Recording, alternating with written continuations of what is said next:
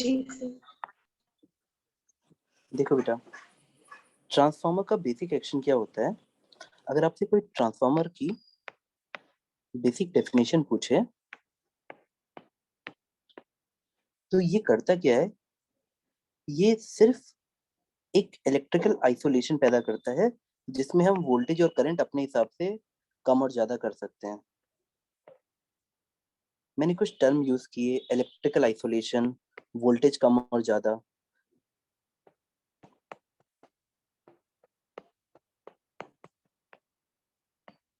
ये दो electrical circuit को अलग अलग कर देता है।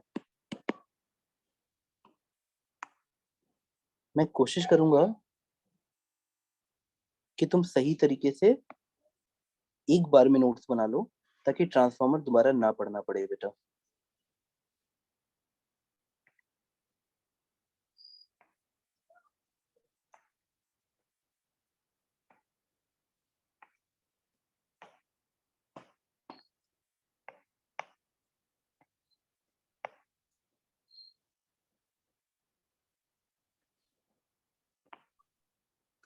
बेटा मैं सब अच्छे से लिख दूंगा, आप अभी कंफ्यूज मत होना। मैं नाम लेता हूँ अभी सबके, मैं क्या बोल लिख रहा हूँ। पहला है वी सोर्स, ये है सोर्स सप्लाई। ये सबसे बेसिक डायग्राम है ट्रांसफार्मर का। इसमें suppose number of turns N1 है, इसमें नंबर ऑफ टर्न्स N2 है। आप आराम से लिखो बेटा। और ये एक जानबूझ के एक पाथ कनेक्ट किया गया है जिससे फ्लक्स अटैच रह सके। अब मैं मतलब भी समझाऊंगा बेटा मैं क्या बोल रहा हूँ। अब तब तक प्लीज ईमानदारी से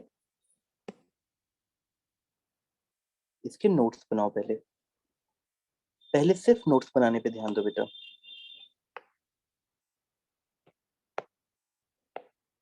हर चीज का एक पर्पस होता है।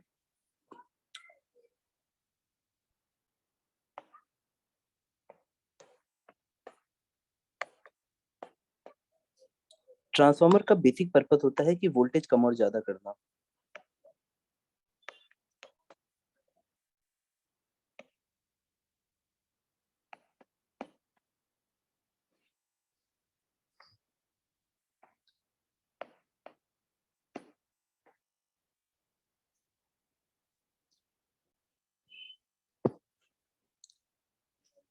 बेटा transformer is a device through which we can change the voltage level. मतलब हम प्राइमरी में कुछ और वोल्टेज अप्लाई करें और सेकेंडरी में कुछ और पाएं। अब ये टेक्निकली होता कैसे है तो मैं समझाने की कोशिश करता हूँ, आप साथ देना। इस सर्किट में जो पहला वाला सर्किट है, देखो यहाँ दो इलेक्ट्रिकल सर्किट बन रहे हैं। ये प्राइमरी सर्किट कहलाएगा, जिससे भी सोर्स जुड़ा रहता है वो प्राइमरी कहलाता है बेटा। जिसके अक्रॉस आप आउटपुट लेते हो वो सेकेंडरी सर्किट कहलाता है।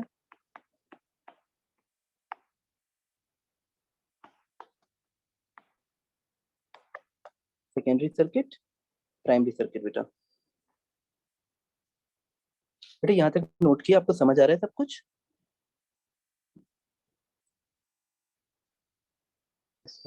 जी ठीक है बेटा। अब आओ मेरे साथ एक फ्लो में ना डायग्राम बनाओ। सबसे पहले सप्लाई सप्लाई वोल्टेज को देखते हैं।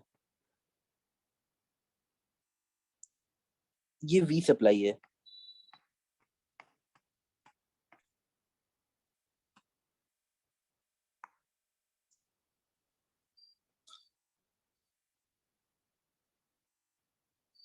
ये वी प्राइमरी है।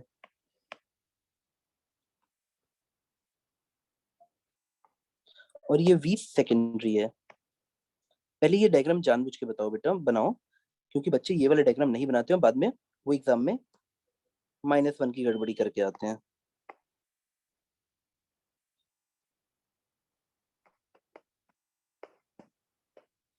इससे आप लोगों ने क्या देखा कि सप्लाई वोल्टेज और प्राइमरी वोल्टेज और सेकेंडरी वोल्टेज मतलब जो इस पॉइंट दो पॉइंट्स के बीच में है, इन दो पॉइंट्स के बीच में है।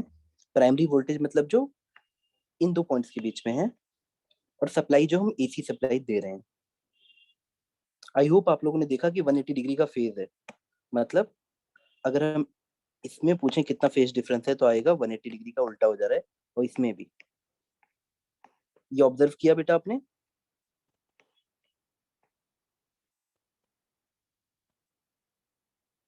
तो ये पहला क्वेश्चन है जो एग्जाम में आता है। मैंने जानबूझ के आपको डायग्राम फॉर्म में लिखवाया क्योंकि हमारी पिक्टोग्राफिक मेमोरी भी अच्छी होती है। चलो अब स्टार्ट करते हैं। पहले सर्किट पे जब हम सर इक्वेशन हाँ बेटा बोलो। सर प्राइमरी और सेकेंडरी सर्किट कैसे देखते हैं, एक और बार बता देंगे? हाँ बेटा देखो, यहाँ से मैं एक बार बच्चों की तरह समझाना शुरू करता हूँ। देखो बेटा, अब बिजली का तार समझते हो ना? अगर बिजली के वायर के ऊपर हम लोग एक, जैसे आपके घर में वायर रहता है बेटा, तो उसके ऊपर एक लेयर रहती है। जब मैं कॉइल्स को ऐसे डिजाइन करता हूँ तो इनके ऊपर एक लेयर रहती है। मेरी बात समझ पा रहे हो बेटा? जी मैं सर। कोशिश करता हूँ फिर से समझाने की। ट्रांसफार्मर में आप एक कॉइल को जब देखते हो कि वो ऐसे ऐसे ऐसे है, तब ये कॉइल आपस में एक दूसरे को भले टच भी कर जाए, बट इसके ऊपर एक इंसुलेटर की लेयर होती है। मतलब इट सिंपली लाइक, बेटा अपने घर में किसी बिजली के तार को काटो और उसको एक पेन के ऊपर रोटेट करो। एक्चुअल वायर के बगल में ऊपर एक प्लास्टिक कोटिंग होगी, ग्रीन कलर की, रेड कलर की या ब्लैक कलर की, डिपेंडिंग आप कौन सा वायर काट रहे हो। मेरी बात आप समझे? कि भले ही आपको डायग्राम्स में टीचर ऐसे ऐसे बना के दिखा दे या बुक्स में कि सर बेटा ऐसे बना हुआ है, बट इसकी ये आपको ऐसे इमेजिन करना है कि जो ग्रीन वाला पोर्शन है या कोई भी वायर है, वो टेक्निकली उसके ऊपर एक इंसुलेटर है और अंदर एक कंडक्टर है। क्या बेटा ऐसे इमेजिन हो पा रहा है? ये समझ आया थोड़ा सा? जी सर। तो उससे ये जो वायर्स हैं, जो जिसको हम लोग प्राइमरी कॉइल कहते हैं, दिस कॉल्ड प्राइमरी कॉइल, पहले वाले की। तो प्राइमरी कॉइल, बेटा देखो ये सर्किट फुल्ली अलग है। जो पहला वाला है ना, यहाँ पे करंट ऐसे जाके ऐसे जाके ऐसे आएगा। इसका इस कोड से कोई लेना देना नहीं है करंट वाइज। हमारा ये पहला सर्किट और दूसरा circuit current wise fully independent है। मतलब इलेक्ट्रिकल आइसोलेशन पूरी मिलती है। They are not electrically connected. कोई कंडक्टर उनको टच नहीं कर रहा है आपस में। Primary coil and secondary coil are like कि बेटा वो जो मोटे सा तुम्हारा वायर है ना, उसके बीच में एक कॉमन कंडक्टर डाल दिया है मैंने। मैं समझाने की कोशिश करता हूँ। ट्रांसफार्मर बेसिकली क्या है, जो आपने म्यूचुअल इंडक्शन पढ़ा था ना बेटा, ट्रांसफार्मर का सबसे बेसिक मॉडल ये है। जिस बच्चे को ये समझ आ गया कि सर एक कॉइल था, हाँ बेटा ये कॉइल था, इसके बगल में सर अगर हम एक और कॉइल रख दें तो,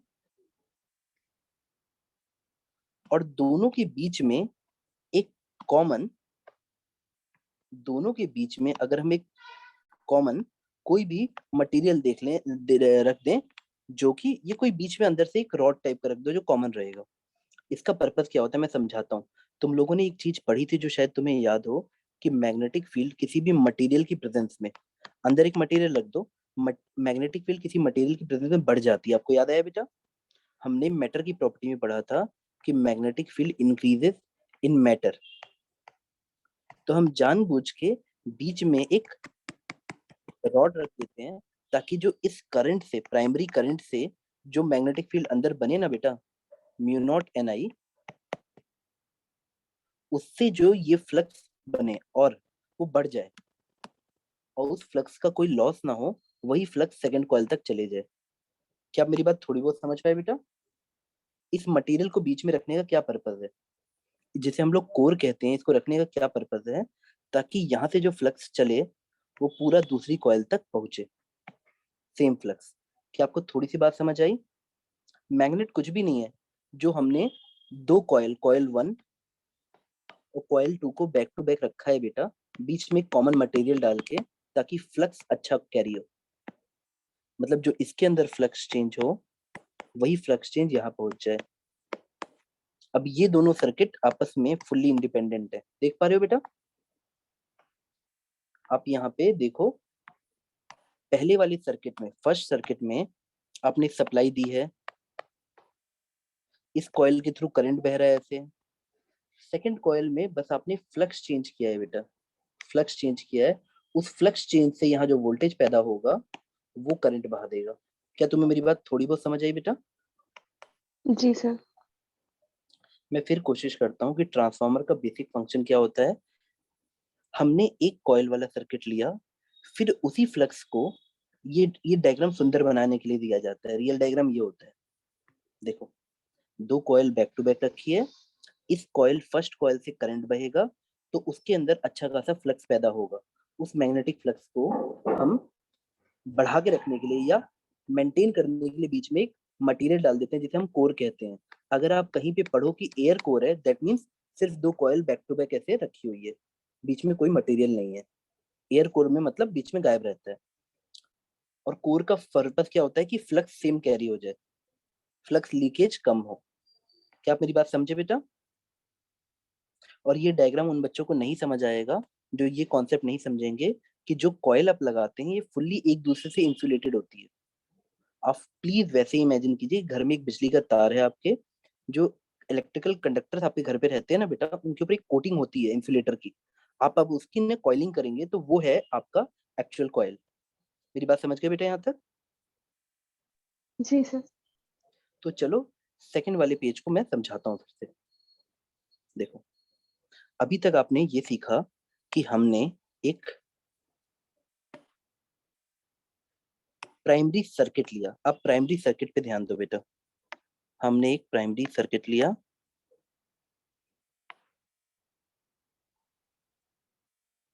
लेट अस से यहाँ पे नंबर ऑफ टर्न्स हमने N1 रखे, ये हमने सप्लाई वोल्टेज दिया। तो अब अगर मैं यहाँ पे प्लस माइनस सोचूंगा तो मैं ऐसे बोलूंगा कि V सप्लाई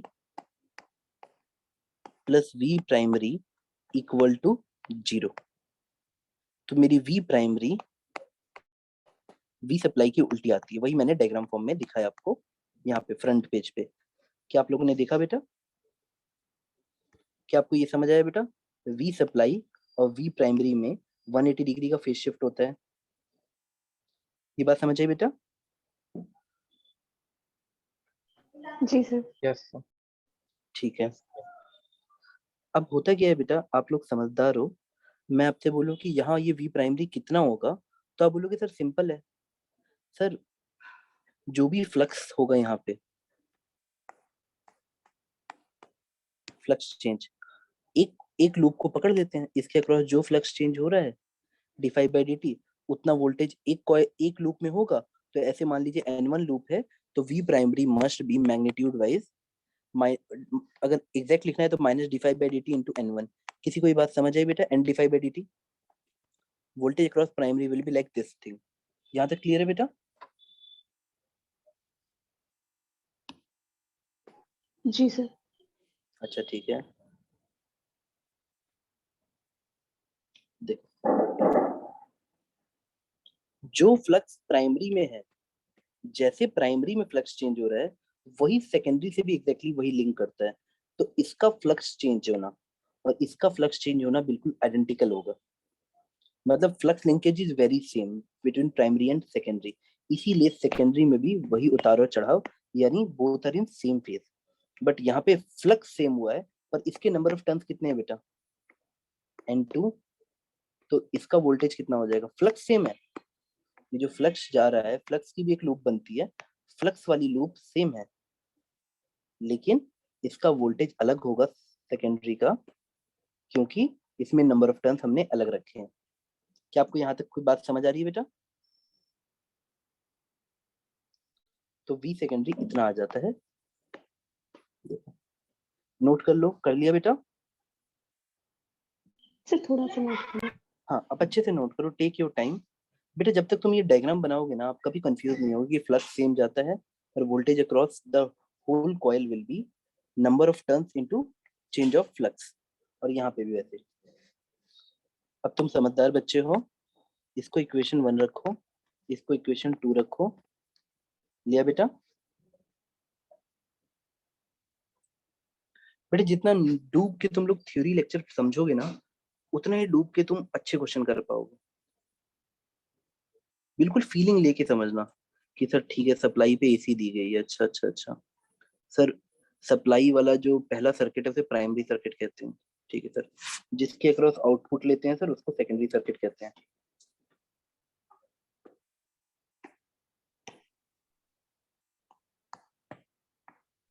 जी सर। बेटा आप लोगों ने नोट किया? अच्छा, आप लोग को मैंने गंदी गंदी राइटिंग में 1 और 2 लिखा है, इन दोनों को डिवाइड करो, मुझे बताओ आपको क्या मिला, बताओ। क्या V सेकेंडरी, ये सेकेंडरी बेटा सप्लाई मत समझ लेना, V secondary upon V primary आपको कितना मिला बेटा? क्या N2/N1 मिला? क्योंकि फ्लक्स लिंकेज तो सेम है दोनों में, डिवाइड कर दो। क्या ये पहला फॉर्मूला आपको समझ आ गया?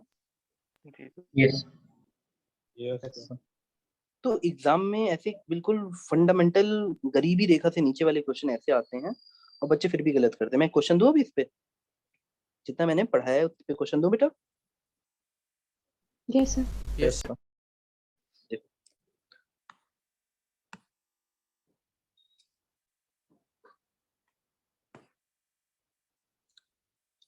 यह है वी सप्लाई, वी सप्लाई दिया हुआ है 30 वोल्ट मैक्सिमम के साथ में, और आपको जो ट्रांसफार्मर दिया है वो कुछ इस तरह से दिया हुआ है कि इसमें प्राइमरी में और सेकेंडरी में तुमको नंबर ऑफ टर्न्स दिए हैं, इसमें 20 और इसमें 36। तो आपको मुझे बताना है सर वी प्राइमरी का ग्राफ कैसे बनेगा और वी सेकेंडरी का ग्राफ कैसे बनेगा।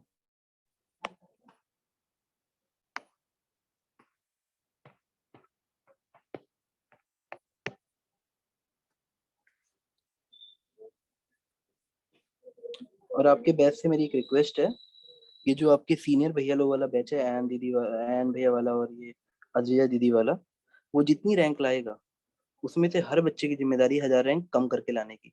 मतलब अगर वो 1500 रैंक लाएंगे आपको 500 लानी पड़ेगी। हर एग्जाम के वाइज बोल रहा हूँ, आप नीट टारगेट कर रहे हो तो नीट मिला उतनी।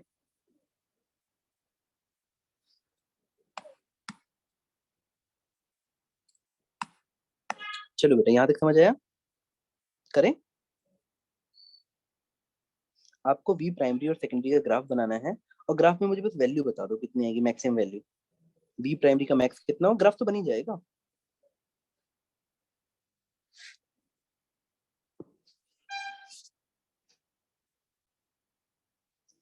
बेटा AC, EM wave, modern physics, ये कुछ वैसे चैप्टर है ना जो आलस के गुलाम, अगर आपका एक बार हो गया तो ये एग्जाम में बड़े स्कोरिंग टॉपिक है। मतलब जस्ट लाइक मार्क्स रखे हुए हैं एसी के, मॉडर्न के, ईएम वेव्स के मार्क्स रखे हुए हैं, आपको दिमाग ही नहीं लगाना है।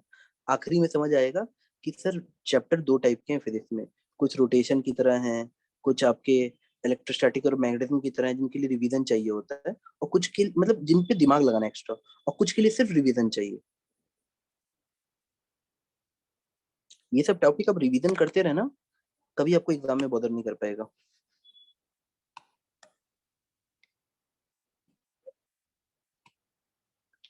और देख, जो भी सप्लाई वोल्टेज होता बेटा, इसमें आप केवीएल लगाते तो V supply plus V primary equal to 0। That mean supply जैसा है प्राइमरी हमेशा उसका उल्टा हो जाता। यहाँ तो कोई दिक्कत बेटा?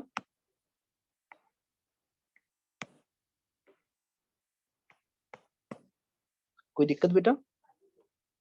और अभी तुमने थोड़ी देर पहले देखा V secondary upon V primary equal to N2/N1 यानी 36/20। तो वी सेकेंडरी का मैक्सिमम वोल्टेज कितना आता बेटा बताओ? 30 इंटू 36/20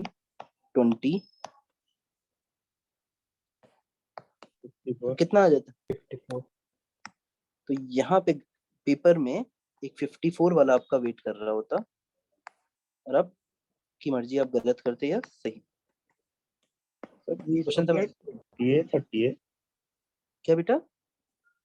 वी सप्लाई का मैक्स वैल्यू। हाँ बेटा 30 है, कोई बात नहीं, आप कॉन्सेप्ट समझे ना बेटा। Yes sir. हाँ देखो, सप्लाई और प्राइमरी हमेशा बराबर रहेंगे और एक दूसरे के उल्टा रहेंगे, और सेकेंडरी और प्राइमरी दोनों नंबर ऑफ टर्न्स के रेशियो में रहेंगे। बस इतनी सी बात याद कर लो। मैं पहले डायग्राम से दिखा रहा हूँ बेटा, किसी को डाउट है किसी भी वर्ड पे, what is electrical isolation? They are forming a magnetic circuit, coil 1 और कॉइल 2 फ्लक्स से जुड़ी हुई है, करंट से नहीं, किसी वायर से नहीं कनेक्टेड है। इसको मैग्नेटिक सर्किट कहते हैं। They are connected by a magnetic circuit having same flux. They are not electrically connected. Whatever we are giving to the supply, the same voltage we will get across the primary.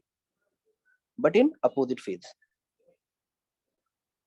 And the relation between primary and the secondary will be due to same phase, due to same flux. Therefore, the change of voltage will be identical because the nature of the flux is same. बेटा यहाँ तक समझ आया आपको? तो in the examination sometimes they ask on what principle the transformer acts. Principle of transformer.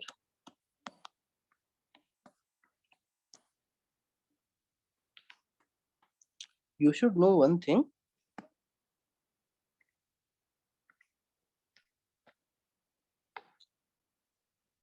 For the first coil, books में बेटा ऐसे भी बना के रखेंगे और ये कोर का ऐसे सिंबल बना देते हैं. For the first coil, we say कि जो वोल्टेज यहाँ पैदा होता है V primary, this is due to the self induction.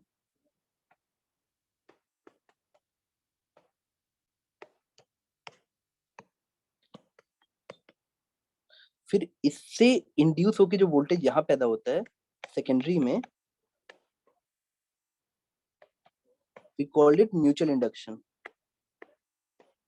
तो आपसे कभी भी कोई पूछे what is self induction और mutual induction, वोल्टेज का वोल्टेज पैदा होना, self induced voltage and mutually induced voltage. तो आपसे कोई भी पूछे what is the principle of transformer, you will say sir it is self induction plus mutual induction. ये पन्ना नोट कर लिया बेटा अच्छे से. प्राइमरी कॉइल में सेल्फ इंडक्शन होता है, सेकेंडरी में म्यूचुअल इंडक्शन होता है. यहाँ तक कोई दिक्कत किसी को भी? No sir. ठीक है बेटा, प्लीज ये इट्स एक शॉर्ट ऑफ क्वेश्चन, एग्जाम में ऐसे ही आता है तो मैंने उतना बना दिया जितना आता है बेटा. चलो हम नेक्स्ट कैटेगरी पे चलते हैं. बेटा क्या ट्रांसफॉर्मर कोई चीज पैदा कर रहा है क्या कि वो बस एक हाथ से बॉल लेके दूसरे हाथ में पास कर दे रहा है, इतना ही तो कर रहा है ना? Transformer is not a source of energy. If it is increasing the voltage, it should do something reverse of. मतलब मैं ऐसा समझाता हूँ बेटा, देखो कई बच्चों को लगता है कि सर ट्रांसफार्मर तो वोल्टेज बढ़ा देता है मतलब एनर्जी बढ़ा दी. नहीं बेटा, ऐसा नहीं होता. आपका जो इनपुट होता है, आप ऐसे समझोगे शायद, जो पावर के हिसाब से बात करूं तो पावर क्या होता है? Input power. अगर ट्रांसफार्मर की एफिशिएंसी 100% है, जो आइडियली नहीं होती है, but you would be surprised to know जितने भी इलेक्ट्रिकल डिवाइसेस यूज होते हैं ट्रांसफार्मर की एफिशिएंसी हाईएस्ट होती है. ट्रांसफार्मर में 98% एफिशिएंसी पाई जा सकती है, 99 भी पाई जाती है. रीजन क्या है? इसमें कोई भी मूविंग पार्ट नहीं होता बेटा. मूविंग पार्ट से ना फ्रिक्शन आ जाता है और एनर्जी का लॉस होता है हीट फॉर्म में. तो ट्रांसफार्मर इज वेरी लकी, उसके अंदर कोई मूविंग पार्ट होता ही नहीं है. सिर्फ एक मैग्नेटिक सर्किट होता है जो कॉइल 1 टू कॉइल 2 कनेक्ट करता है, तो इसकी एफिशिएंसी हाई होती है. लेकिन हम आइडियल ट्रांसफार्मर, तो अगर हम आइडियल ट्रांसफार्मर माने, राइटिंग गंदी है पर भावनाओं को पूरी तरह समझ के लिखना. इनपुट पावर इनपुट यानी V primary into primary current, ये करंट I प्राइमरी.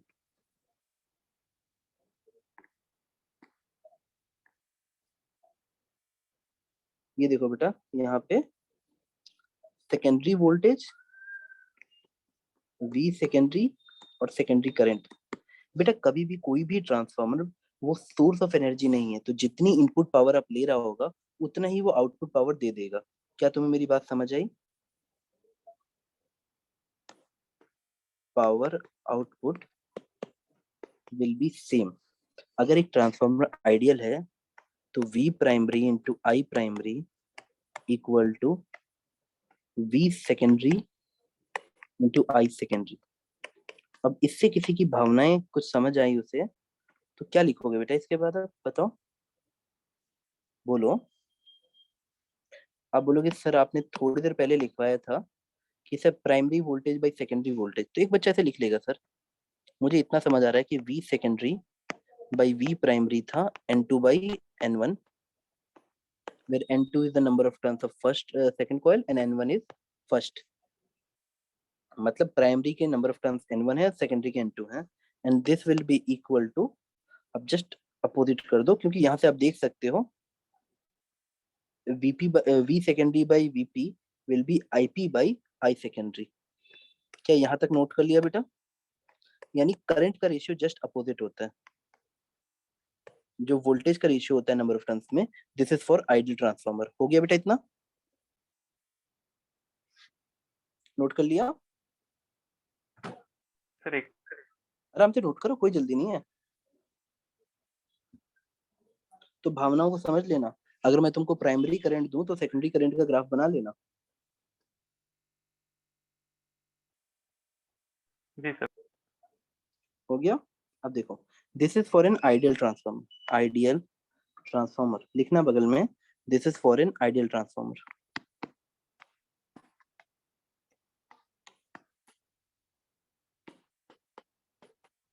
लिखा?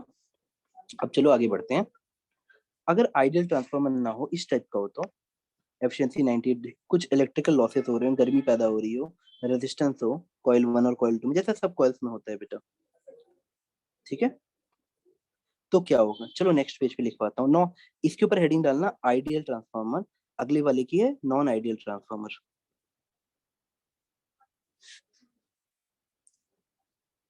नॉन आइडियल ट्रांसफार्मर,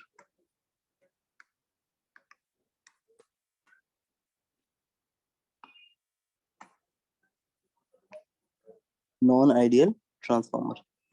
सबसे पहले आप क्या करो बेटा, सबसे पहले आप ये सोचो कि वोल्टेज का रेशियो तो फ्लक्स पे डिपेंडेंट है, तो ये रेशियो चेंज नहीं होगा, तो सर कुछ तो फॉर्मूला चाहिए। मान लो मैंने बोला आपकी एफिशिएंसी 0.98 है, 0.98 मतलब 98% पावर जो आपने दी थी इनपुट पे, आउटपुट पे मिल गई। तो आपको किसी बच्चे को ऐसे समझ आना चाहिए कि सर एफिशिएंसी मतलब हमेशा आउटपुट बाई इनपुट, यानी वी आउटपुट यानी secondary into current output upon V input into current input, यानी secondary power upon primary power.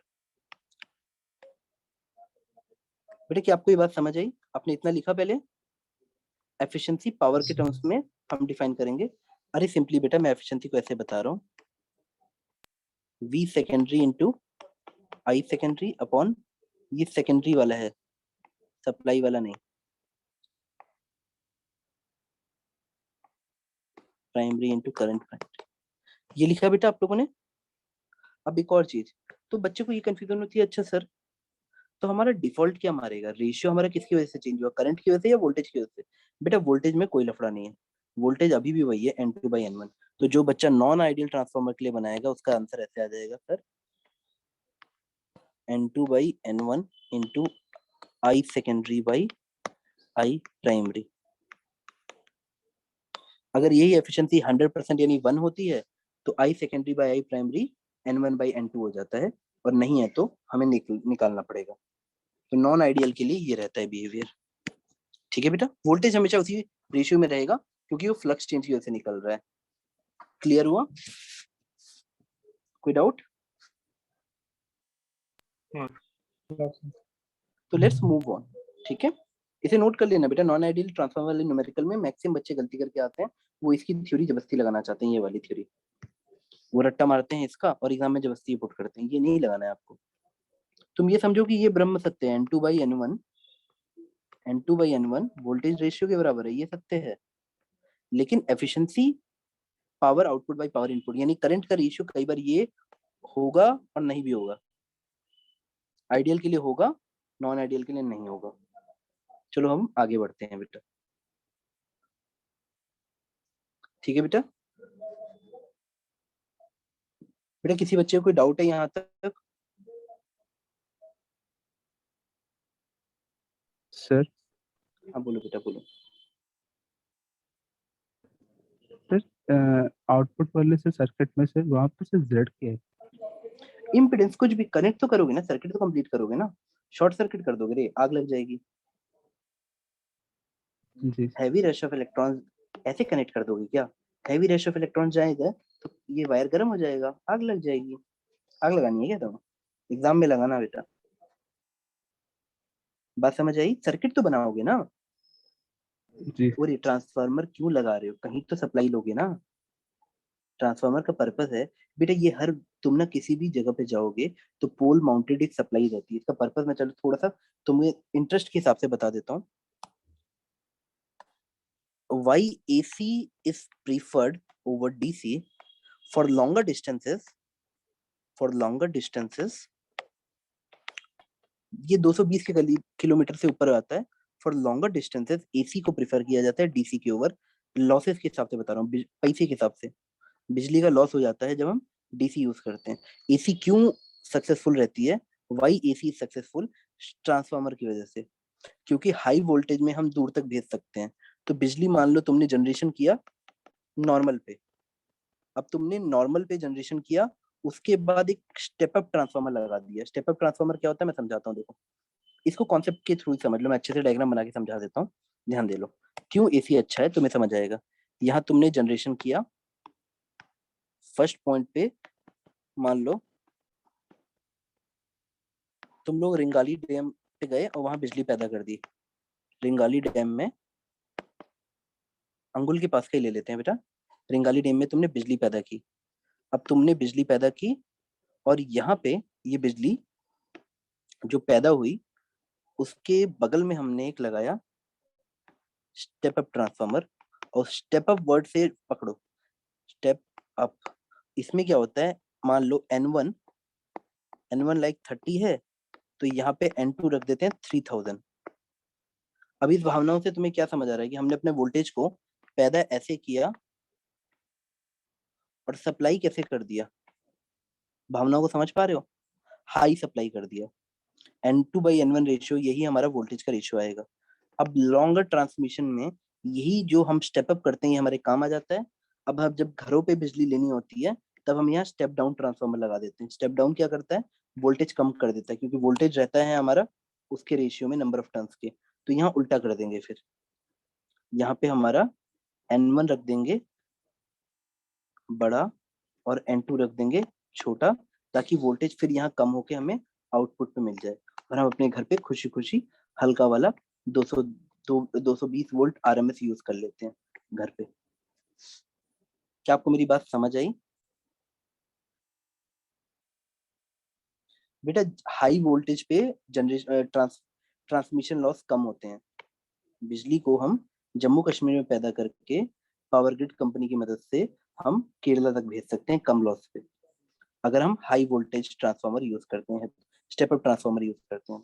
Step up transformer का एक आप डायग्राम ऐसे समझ लो कि step up transformer is nothing but any transformer जिसमें सेकेंडरी के नंबर ऑफ टर्न्स ज्यादा हैं। लाइक यहाँ N2 is more than N1। अगर मैं यहाँ सप्लाई दे रहा हूँ और ये N1 टर्न्स हैं, if N2 is more than N1 we call it step up transformer.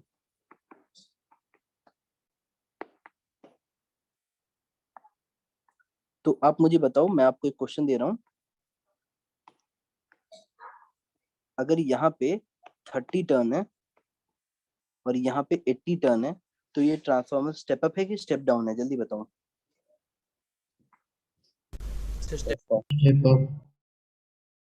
नहीं बेटा, जल्दी नहीं होनी चाहिए इतनी भी। आंसर है कि फिर ये बताओ प्राइमरी कहाँ लगाओगे? अगर प्राइमरी मैं यहाँ लगाता हूँ तो ये स्टेप अप है, लेकिन अगर प्राइमरी मैंने यहाँ लगा दिया तो ये स्टेप डाउन है। तो transformer is a cool person, तुम उसको जैसे यूज कर लो। मेरी बात याद रही?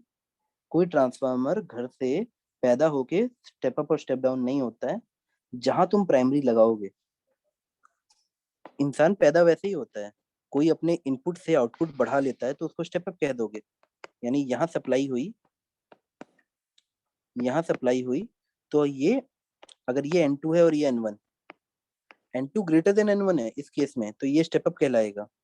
लेकिन इसी ट्रांसफार्मर में अगर मैंने सप्लाई यहाँ दे दी, सर सप्लाई हम यहाँ करना चाहते हैं, तो हमारा ये वाला ट्रांसफार्मर स्टेप डाउन कहलाएगा। क्या बेटा आप लोग को बात समझ आ गई कि स्टेप अप स्टेप डाउन हमारे हाथ में है कि हम सोर्स कहाँ रखते हैं।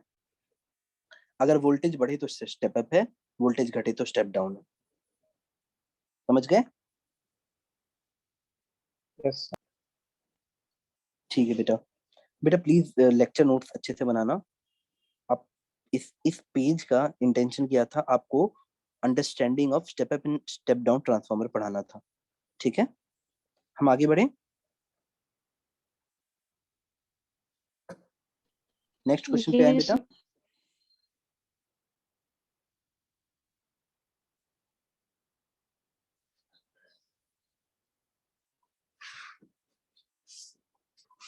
अब चलो यहाँ पे हम लोग एसी की बेसिक थ्योरी को बिल्कुल खत्म करते हैं। बेसिक थ्योरी खत्म हो गई एसी की, फंडामेंटल थ्योरी।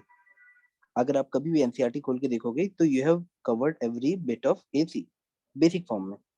तो क्या अब एक लेवल अप जाके न्यूमेरिकल्स लगाएं? जल्दी बताओ, स्टार्ट करें? चलो चलो न्यूमेरिकल लगाते हैं, न्यूमेरिकल लगाते हैं। कॉपी पेन निकाल लो बेटा, न्यूमेरिकल लगाते हैं। Let's start with a very simple question. Level up करेंगे धीरे धीरे। चलो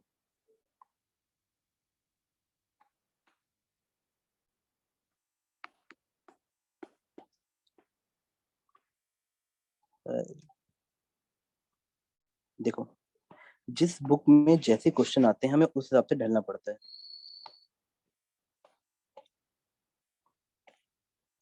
मान लो किसी ने इसके अक्रॉस जो वोल्टेज लिया, इसको आउटपुट बोला। बच्चे पता है क्वेश्चन से नहीं, वो लैंग्वेज से हार जाते हैं कई बार फिजिक्स में। क्वेश्चन बड़ा सिंपल होता है, इसीलिए प्रैक्टिस बहुत मैटर करती है। यहाँ तक देख पा रहे हो बेटा? आपको क्वेश्चन में दिया हुआ है कि जब तुम रेजिस्टेंस निकालते हो तो 30 ओम आता है, जब तुम ओमेगा एल निकालते हो तो 40 ओम आता है। तो आप मुझे बताओ इस सर्किट में पावर फैक्टर कितना होगा? पहले बच्चों वाला क्वेश्चन। सेकंड है, जैसे क्वेश्चन आते मैं वैसे दे रहा हूं बेटा। Voltage across inductor upon voltage supply का रेशियो बताओ मुझे। फास्ट, जल्दी जल्दी आंसर भेजो बेटा। पावर फैक्टर का फॉर्मूला भूल गए हो तो बताओ बेटा, मैं बताता हूँ। मैं इसको लिख भी देता हूँ बेटा। ये है 20 साइन पी नॉट की वैल्यू मैंने दे रखी है। अब मुझे जल्दी से आंसर बताओ बेटा। What will be power factor?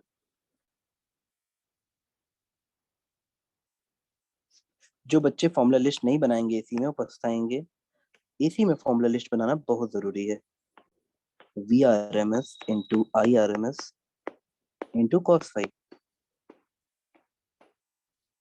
बच्चे बोलते हैं सर एसी में हम अटक रहे हैं। बेटा आप अटकोगे सिर्फ तब जब आप इम्पीडेंस ट्रायंगल नहीं बनाओगे या इम्पीडेंस वाइज नहीं बनाओगे, पक्का अटकोगे। जो बच्चा इम्पीडेंस ट्रायंगल बना लेता है ना, वो बोलता है सर इजी क्वेश्चन आता है सर, एसी में कुछ होता ही नहीं है। ये आर हुआ और सर ओमेगा एल हम बनाते थे ऊपर, ये ओमेगा एल बनता था। बच्चा कभी कंफ्यूज नहीं होगा। एक्सएल ऊपर बनता था, एक्सी नीचे बनता था, एक्सी है ही नहीं, एल आर सर्किट है। बच्चे का पूरा दिमाग चल रहा है, अच्छा सर ये बना हमारा जेड। अब बताओ जेड की वैल्यू कितनी आएगी?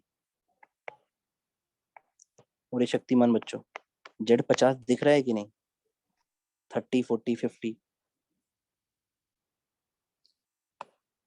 इम्पीडेंस ट्रायंगल एसी में 90% आपकी बीमारी का इलाज है। फाई की वैल्यू क्या है बताओ?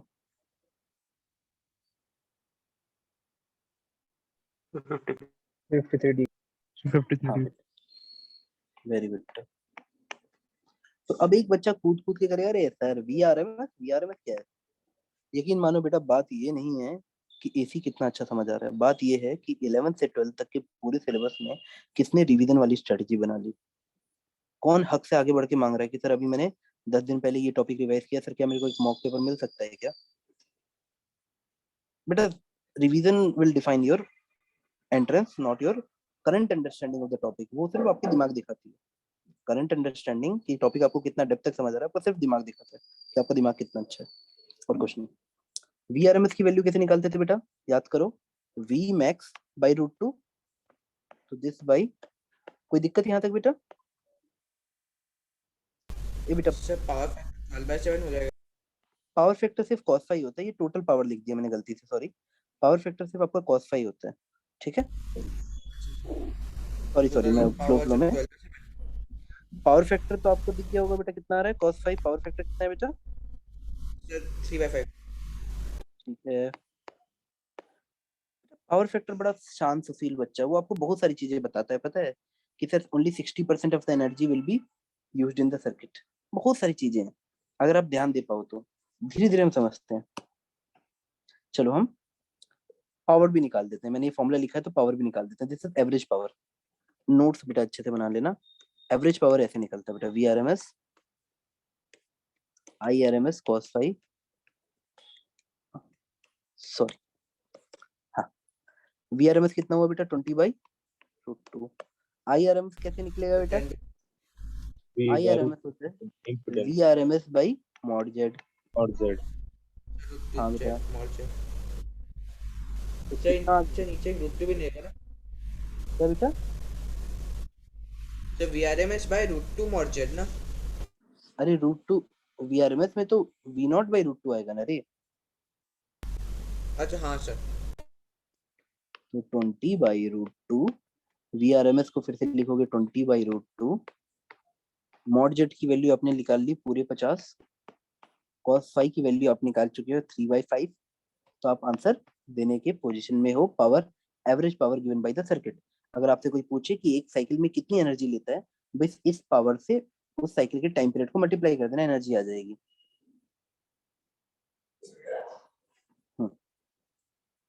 अब तुम VL बाई V सप्लाई बताओ, और VL में दोनों का मैक्सिमम बाई मैक्सिमम बताना। इसमें भी फर्क पड़ता है कि बेटा वो उनको तंग करने के लिए तुमको कुछ नहीं करना, यहाँ VL RMS लिखना है और यहाँ V सप्लाई मैक्स लिखना है।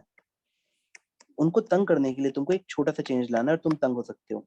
तो इसलिए अगर कभी ये दिया हो तो पूछ लिया करो कि सर ये मैक्सिमम बाई मैक्सिमम निकालना है कि RMS बाई RMS निकालना है, या RMS बाई मैक्सिमम, ऐसे रेशियो वाइज। कितना आ जाएगा बेटा? वोल्टेज अक्रॉस इंडक्टर कितना आएगा बताओ जरा?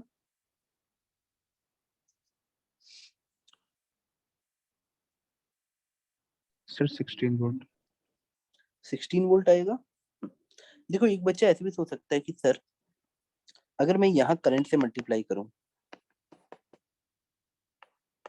इसीलिए सबसे इंपॉर्टेंट इम्पीडेंस ट्रायंगल होता है, क्योंकि तुम्हें इसमें वोल्टेज ट्रायंगल भी दिख रहा है। I इंटू 4 40 तुम्हें मिलता। बेटा किसी को मेरी बात समझ आ रही है? सबसे पहले आपको इम्पीडेंस ट्रायंगल बनाना है किसी भी सर्किट में। जैसे आप इम्पीडेंस ट्रायंगल बना लेते हो, आप बच्चों की तरह से बोलते हैं जो भी करंट हो सर, I इंटू 40 करूंगा तो वोल्टेज अक्रॉस L मिलेगा। I इंटू ये करूंगा तो टोटल सप्लाई मिलेगा। I इंटू ये करूंगा तो वोल्टेज अक्रॉस R मिलेगा। यानी सेम ट्रायंगल बनेगा, VR का, VL का, V सप्लाई का। अब किसी भी तरह मुझे कोई बच्चा बता दे कि VL बाई V सप्लाई कितना होगा, ये तो कोई भी बता देगा। हाँ खत्म क्वेश्चन। बेटा VL बाई V सप्लाई हमारा क्या कहलाता है? साइन थीटा कहलाएगा।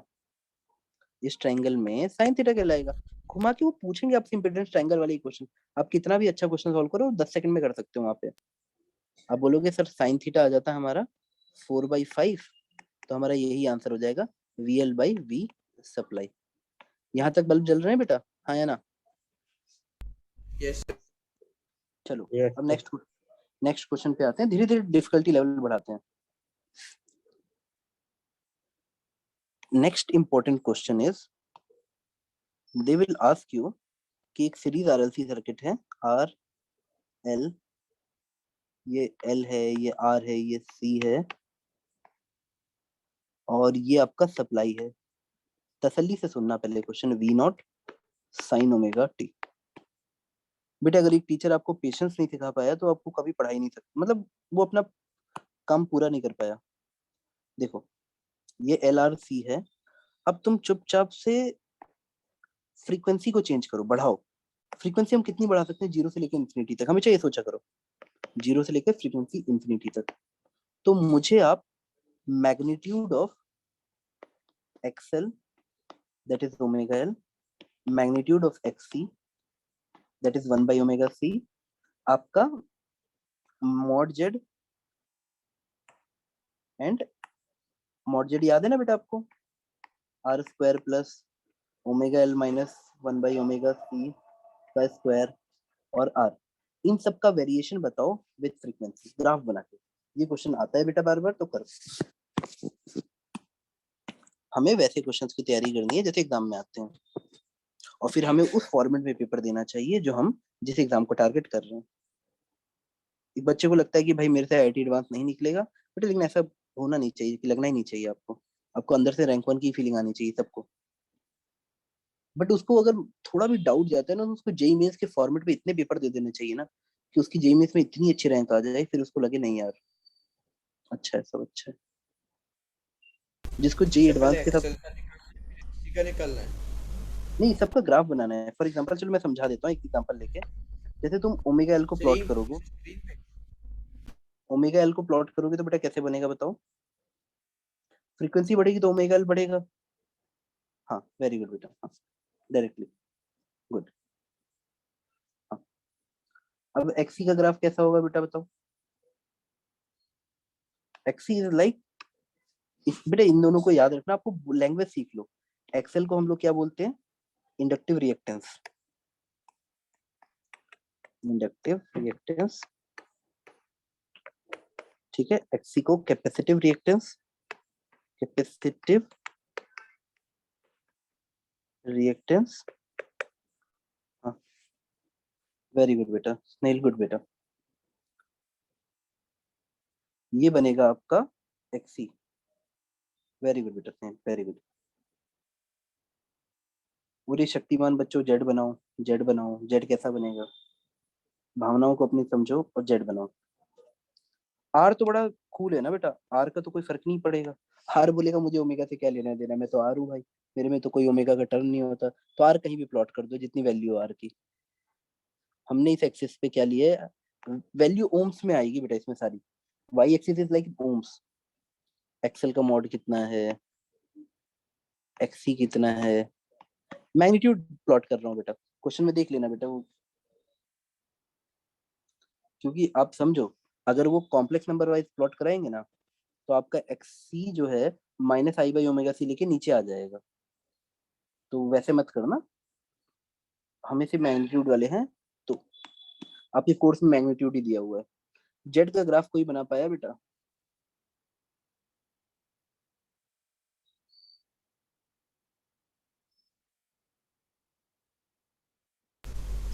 शायद मॉर्चर का कॉम्प्लिकेटेड आ रहा है। ना ना ना, कॉम्प्लिकेटेड ना है, कुछ कुछ एक फैक्टर आएगा जो अच्छा काम कर। चलो मैं समझाता हूँ बेटा, देखो। एक आती है रेजो फ्रीक्वेंसी। रेजो फ्रीक्वेंसी क्या होती है? जिसमें एक्सी और एक्सएल एक दूसरे को खा जाते हैं, बराबर होके ये दोनों कैंसिल होके ये वाला पार्ट जीरो हो जाता है। Mod Z equal to R. बस इसको पकड़ लो। आपको एग्जैक्ट ग्राफ नहीं बनाना होता कि सर एक ऐसी वैल्यू आएगी जब एक्सएल और एक्सी बराबर होंगे। एक्सएल और एक्सी बराबर होने पे सर हमारा जो जेड है उस समय उसकी वैल्यू लोएस्ट होगी। क्या आपको भावनाएं समझ आ रही हैं? ऐसा कुछ बनेगा जेड का ग्राफ। यहाँ पे जेड इक्वल टू आर आता है जब देखो एक्सएल एक्सी बराबर हो जाए, एक्सएल इक्वल टू एक्सी हो जाए, तो जेड की वैल्यू वही आ जाएगी। ये रेजोनेटिंग फ्रीक्वेंसी होती है, दैट इज 1/√LC। इस पे आपका एक्सएल एक्सी बराबर आ गया। बस मुझे कुछ ऐसा चाहिए था, नेचर चाहिए था बेटा ग्राफ का, कि बच्चे को समझ आए कि सर अगर हम फ्रीक्वेंसी बहुत बढ़ा देंगे, बेटा भावनाओं को समझो, फ्रीक्वेंसी बहुत बढ़ गई तो एक्सेल इतना डोमिनेट कर जाएगा कि आपको 1/ओमेगा सी जीरो कर दो लगभग, तो sir R square plus omega square L square बहुत बड़ा आ जाएगा। हाँ सही बात है। लेकिन अगर सर फ्रीक्वेंसी बहुत छोटी कर दी तो एक्सी बहुत डोमिनेटिंग हो जाएगा, ये वाला टर्म डोमिनेटिंग हो जाएगा, ओमेगा जीरो हो जाएगा, तो भी तुम्हारा इसकी वैल्यू हाई आएगी। क्या आप भावनाओं को समझ गए? हाँ या ना बोलो बेटा। बेटा मैं दोबारा बताऊं कि समझे? हमें सबका ग्राफ चाहिए। ये मॉड जेड का है, आर अंकल सबसे अच्छे, शांत कूल, ओमेगा से कोई फर्क नहीं। XL is directly proportional, XC is inversely proportional. ये क्वेश्चन कवर हुआ बेटा?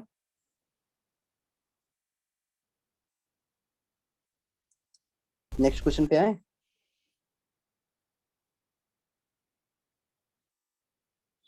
जी सर। चलो एक Yes. क्वेश्चन एंजॉय करते हैं। आपको तंग करने के लिए कुछ हार्ड क्वेश्चन पूछने ही नहीं होते। एक बच्चा अब तक इतनी मैच्योरिटी ले चुका होता है कि बेसिक कॉन्सेप्ट सबसे जरूरी है। एल आर सी, एक सर्किट ऐसा देके, देखो बेटा आपके कोर्स में सीरीज आरएलसी सर्किट है, पैरेलल में 10 सेकंड में करा दूंगा, मैं पैरेलल भी कराऊंगा, लेकिन 10 सेकंड क्यों, नया कॉन्सेप्ट ही नहीं है पैरेलल में।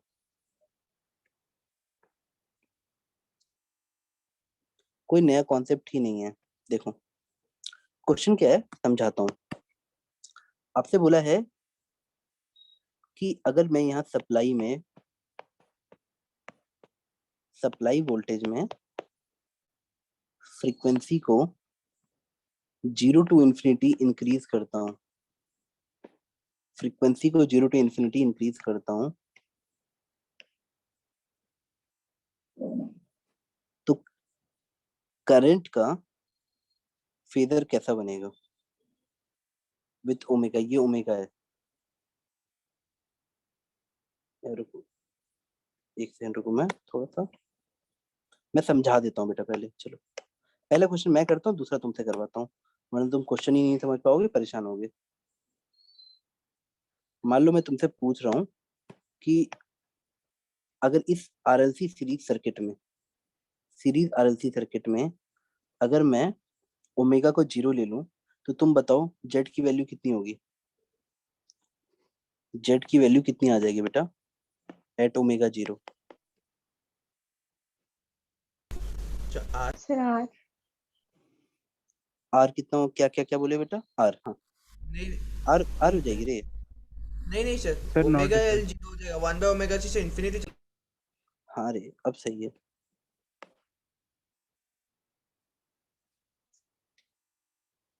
अरे तुम इसको देखो ना, तुम लोग को ये वैल्यू याद बेटा, अब तक तो या तो ये समझ बहुत अच्छे से आ गई, या तो याद कर लो इसको कि सर ये सत्य है जेड का मैग्नीट्यूड वाइज। खुद ही देखो बेटा, अगर ओमेगा टेंडिंग टू 0 होगा तो ओमेगा एल 0 हो गया, लेकिन 1/ओमेगा सी तो बेटा इन्फिनिटी हो गया, तो इन्फिनिटी स्क्वायर प्लस समथिंग का स्क्वायर इन्फिनिटी तो रहेगा, तो मॉड जेड की वैल्यू बहुत ज्यादा आ जाती है। तो अब मुझे बताओ करंट कैसे आएगा इस केस में, what will be the value of current.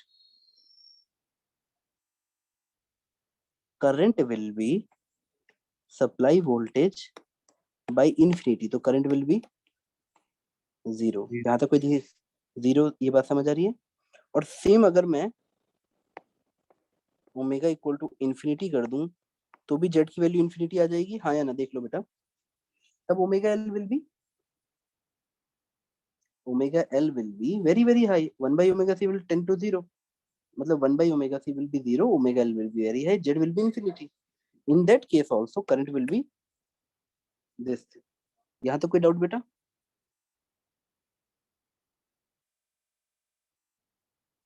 No sir. No sir.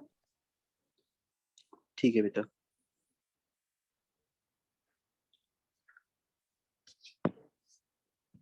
चलो हम यहाँ तक समझ गए।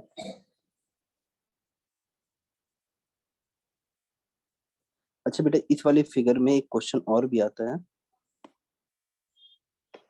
पीछे वाला फिगर देख रहे हो, छोटी फ्रीक्वेंसी के लिए, मतलब किसी भी समय सोच लो, ये जो रेजोनेंट फ्रीक्वेंसी है, इस समय सर्किट का बिहेवियर कैसा होगा हमारा। तुम बताओ जब फ्रीक्वेंसी छोटी है तो कौन डोमिनेट करता है, कैपेसिटेंस ना, याद रख पाओगे। अगर कभी भी वो तुमको frequency less than omega R दे, तो उस समय circuit, at that time circuit will be capacitive circuit, capacitive circuit.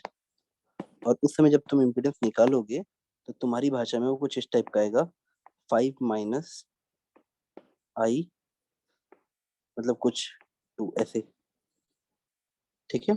और जब इस तरफ होगे, इस तरफ इस तरफ इस तरफ, तो इंडक्टिव सर्किट कहते हैं। हमारे सारे सर्किट इंडक्टिव ही रहते हैं, जो भी हम कहीं भी यूज करते हैं बेटा, that will be inductive circuit, ठीक है।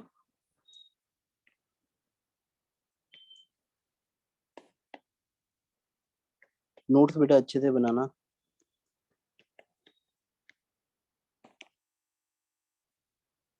नोट कर लिया बेटा।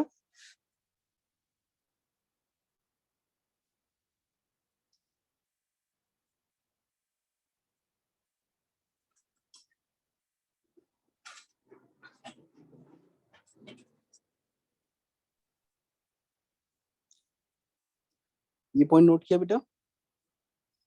जी सर। जी सर। ठीक है बेटा, चलो मैं क्वेश्चन देता हूँ।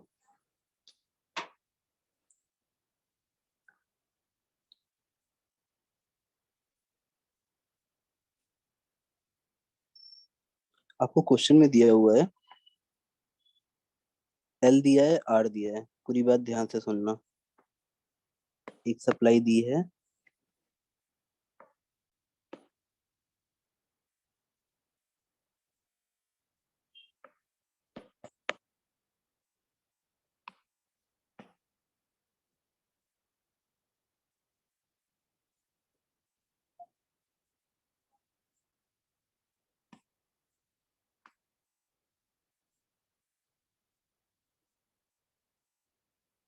चलो रुको, सी भी ले ही लो, चलो सी एल आर दिए हैं और आप कुछ ऐसे डायग्राम दिए हैं।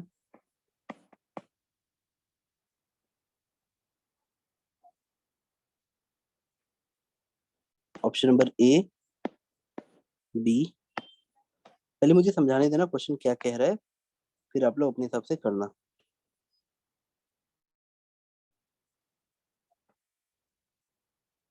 ये सी हुआ और डी आप यहाँ से ऐसे बना लो। आपको बोला जाता है कि ये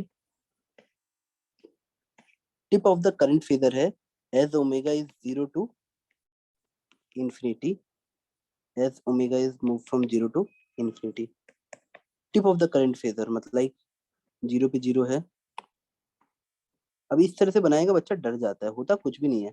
क्वेश्चन टिप का मतलब क्या है, करंट का मैग्नीट्यूड। अब बताओ, तुमको थोड़ी देर पहले बताया था कि जेड की वैल्यू ओमेगा इक्वल टू 0 पे इंफिनिटी रहती है और जेड की ही value omega equal to infinity पे भी इंफिनिटी रहती है। तो करंट इस सर्किट में, चाहे वोल्टेज तुम कुछ भी ले लो, करंट दोनों ही केस में ओमेगा 0 पे भी 0 आएगा और ओमेगा पहला वाला इंफिनिटी होगा। पे पहला वाला होगा। क्या ये सही है, सबको लग रहा है?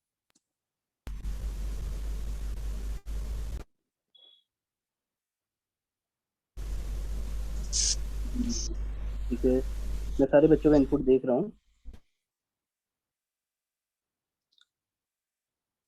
देखो आपसे पूछा है सर करंट क्वेश्चन का। एक और बार समझा देंगे? हाँ मैं समझ रहा हूँ, क्वेश्चन समझने में बच्चों को दिक्कत आ रही है। होता क्या है इस क्वेश्चन में, वो ये जानना चाहते हैं जो करंट का मैग्नीट्यूड है वो घट रहा है कि बढ़ रहा है, क्या हो रहा है। तो चलो मैं पहले एक बार मैं ये जो करंट को ऐसे समझाता हूँ। करंट किसी भी समय voltage V naught sine omega T by mod Z आएगा। तो हम सिर्फ इसके बारे में चिंतित हैं, V naught by mod Z कैसा दिखेगा या आई मैक्स का मैग्नीट्यूड कितना आएगा। सर ऑप्शन बी और डी तो नहीं होगा, बस ए और सी में डाउट है। अच्छा ठीक है, बी नहीं होगा और कौन सा नहीं होगा बेटा? सर डी नहीं होगा सर, यहाँ पर सर आई 0 नहीं हो रहा है इन्फिनिटी पे। अच्छा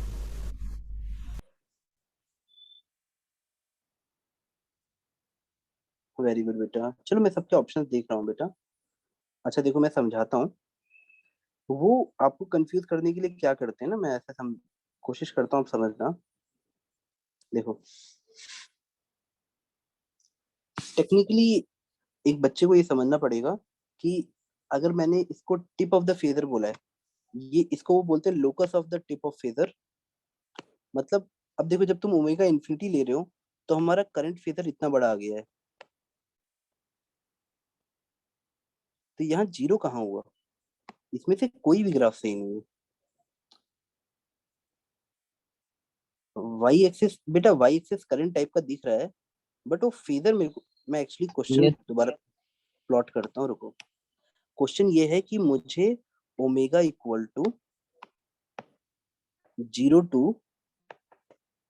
इंफिनिटी पे करंट की टिप का डायग्राम बनाना है। तो आप ये तो श्योर हो कि स्टार्टिंग में करंट की टिप कितनी बड़ी होगी? 0। हाईएस्ट वैल्यू ऑफ करंट की टिप कब मिलेगी ये बताओ? Highest value of current tip कब मिलेगी? जब सो ये, ओमेगा इक्वल टू 1/√LC। हाँ जब रेजोनेंस पे होगा तब हमें मिलेगा। तो एक काम करो, अगर तुम्हें लॉजिक थोड़ा थोड़ा समझ आना शुरू हुआ है तो हम एक काम करते हैं, हम ऐसे करते हैं इसको, एक एक एलिमेंट वाइज लेके समझाते हैं। तुम शायद तब आंसर सही दे पाओगे और सोच पाओगे, क्योंकि हमारा हमारा एक्चुअल आंसर कुछ इस टाइप का आना चाहिए था इस क्वेश्चन के लिए, कि सर करंट की टिप कुछ ऐसे जाके कुछ ऐसे आ जाएगी, फिर ये जीरो हो जाएगी। आपको स्टार्टिंग पॉइंट में, मतलब ये टिप है बेटा, मतलब लाइक करंट की हाईएस्ट वैल्यू कब मिलेगी, यहाँ पे जहाँ ओमेगा आर मिलेगा, resonance, highest value of current. बाकी हर समय करंट घटेगा एलसीआर सर्किट में। समझ पा रहे हो बेटा? तो आपको, और यहाँ पे क्या था, ओमेगा जीरो भी है और ओमेगा इन्फिनिटी भी है। एक बार एल इतना डोमिनेट कर जाएगा, एक बार सी इतना डोमिनेट कर जाएगा।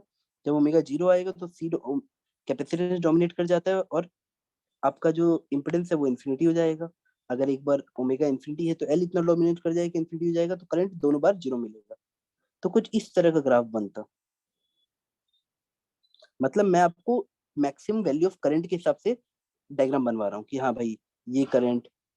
क्या बेटा आप लोग को बात समझ आई कि दोनों, मैं टिप ऑफ द फेजर के हिसाब से बोल रहा हूँ कि करंट की वैल्यू कितनी है, इसकी वी नॉट बाई जेड की, इसकी वैल्यू स्टार्टिंग में भी जीरो थी, यानी टिप जीरो लाइक बनती, और आखिरी में भी जीरो लाइक बनती, और बीच में सब अलग अलग वैल्यू आती, पत्ता जैसा सर बन जाता। ओमेगा मूव कहाँ कर रहा है, मतलब ओमेगा जीरो से इन्फिनिटी कहाँ पे हो रहा है? मैं समझाता हूँ बेटा, देखो चलो।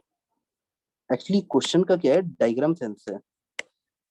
मैं ऐसे कोशिश करता हूँ। Suppose you have to plot a graph between current and omega, ठीक है? तब तुम्हें शायद मेरी बात ऐसे समझ आ जाती। अगर मैं ये सिंपल क्वेश्चन ऐसे बना दूं, करंट वर्सेस ओमेगा, तो तुम ऐसा कर ले जाओगे, तुम बोलोगे सर जब ओमेगा जीरो है तो भी करंट की वैल्यू कितनी है, जीरो है, और जब ओमेगा इंफिनिटी टच कर रहा है तो भी करंट की वैल्यू जीरो है। क्या तुम मेरी बात समझ पाए बेटा? जी अब इसमें इसमें वो क्या करते हैं, सिर्फ डायग्राम पे खेल जाते हैं। मैं तुमसे अगर बोलूं कि एक पॉइंट पे ही मुझे प्लॉट करके दो, मतलब tip of the phasor, tip of the phasor मतलब उस समय करंट के मैग्नीट्यूड, हर अलग अलग ओमेगा के लिए करंट का मैग्नीट्यूड लेवल अलग अलग है, देख पा रहे हो? ये वैल्यू हर बार अलग अलग आ रही है, तो this is called tip of the phasor. मतलब इसकी value V naught by Z की वैल्यू हर बार अलग अलग आ रही है। अगर अब मैं उसको एक जगह घुमा के प्लॉट करूं एक साथ में, कि मुझे यहाँ से सिर्फ ये देखना है कि वो, बेटा देखो, आपको यहाँ तक समझ आ रहा है क्वेश्चन, यहाँ तक ये ग्राफ क्लियर है? जी सर। ठीक है, तो प्रॉब्लम ये है कि वो यहाँ पे जब देख रहे हो ये जीरो है। मैं तुमको ऐसे समझाता हूँ बेटा, उनकी इंटेंशन क्या होते हैं ना, वो थोड़ा सा इस डायग्राम पे पूछना चाहते हैं जहाँ पे बच्चा सोचे। अच्छा ये मुझे बताओ, करंट लैग और लीड के हिसाब से बताऊं तो समझ आएगा? Yes sir. जी सर। ठीक है, चलो मैं एक इजी क्वेश्चन से शुरू करता हूँ। मान लो मैंने तुम्हें बोला एक सिंपल एल आर सर्किट है, एल आर, ये एल बन गया और एक आर डाल देते हैं, आर बना दिया। अब मैंने बोला ओमेगा जीरो, तो ओमेगा जीरो पे तुम्हें क्या फीलिंग आ रही है बताओ? जेड की वैल्यू कितनी होगी, आर होगी।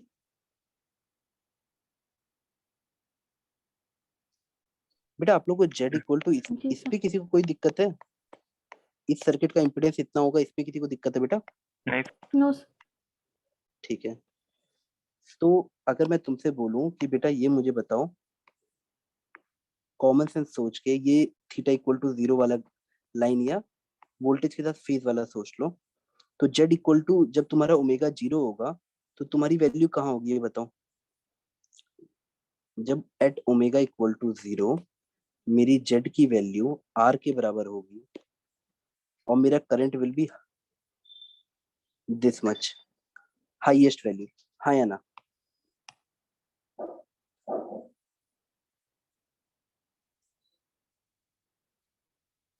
बेटा किसी बच्चे को ये समझ आए कि ये लेंथ ही मेरा फेजर है, आई की वैल्यू मुझे मिल गई, सप्लाई मान लो V naught sine omega T होती, तो maximum value of current will be V naught by are.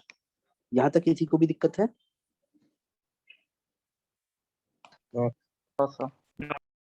हाँ, अब चलो मान लो मैंने थोड़ा सा ओमेगा दे दिया और तुम्हारी इमेजिनेशन के लिए बेटा मैं जानबूझ के वैल्यू ले लेता तो 20 ले लिया, पहले ओमेगा 0 R20 ले लिया, अब तुमने थोड़ा सा ओमेगा लिया, ओमेगा चेंज किया तो आपको ऐसा मिला 20 प्लस 10i। यहाँ तक दिक्कत नहीं, ओमेगा थोड़ा सा बढ़ा गया तो ये आ गया पिक्चर में, यहाँ तक ठीक है बेटा? यहाँ तक समझ आ रहा है बेटा? जी सर। जी तो अब अगर आप इसको ऐसे प्लॉट करते तो आपको जेड मिलता सम, बेटा 20 और 10 का स्क्वायर रूट निकालो बेटा, मतलब कुछ एंगल कितना बन जाएगा इसमें? अरे कुछ बनेगा ना, मॉड जेड फाई बन जाएगा। कोई दिक्कत है यहाँ तक? अगर आप ट्रायंगल बनाते तो ऐसा बनता ना, फाई आता आपका, आपका आर की वैल्यू 20 दी है और ओमेगा एल की वैल्यू 10 दी है, तो ये एंगल आता ना आपका। जी सर। तो अब मुझे बताओ, जब हम करंट एक्चुअली में निकालते हैं तो तुमको सिखाया गया current will be supply voltage upon Z angle phi. तो बताओ बच्चा, किसको ये बात क्लिक करती कि current will be V naught sine omega T minus phi upon mod Z? यहाँ तक कोई दिक्कत? नो यानी सर। करंट लैग करता, बेटा सिविल वर्ड याद कर लो, तुम्हें कोई भी दिक्कत हो सिविल वर्ड याद कर लो, सिविल वर्ड बहुत पावरफुल है। अगर आप कभी भी कंफ्यूज हुए तो एक्चुअल सप्लाई में, अगर हम जीरो लाइन इसको बोल रहे हैं supply voltage V naught sine omega T, actual से VIL को देखो, voltage leads current in inductor VIL में, यानी हमारा वोल्टेज आगे है करंट पीछे है, कितना 5 से, तो मैं उतना ही मान लो इस वैल्यू के लिए जो मेरी पर्टिकुलर कोई ओमेगा होती बीच में, मैं उसके लिए जब प्लॉट करता तो अब मेरा करंट का जो फेजर है वो छोटा हो जाता और 5 पीछे आ जाता। किसी बच्चे को ये बात थोड़ी सी समझ आई?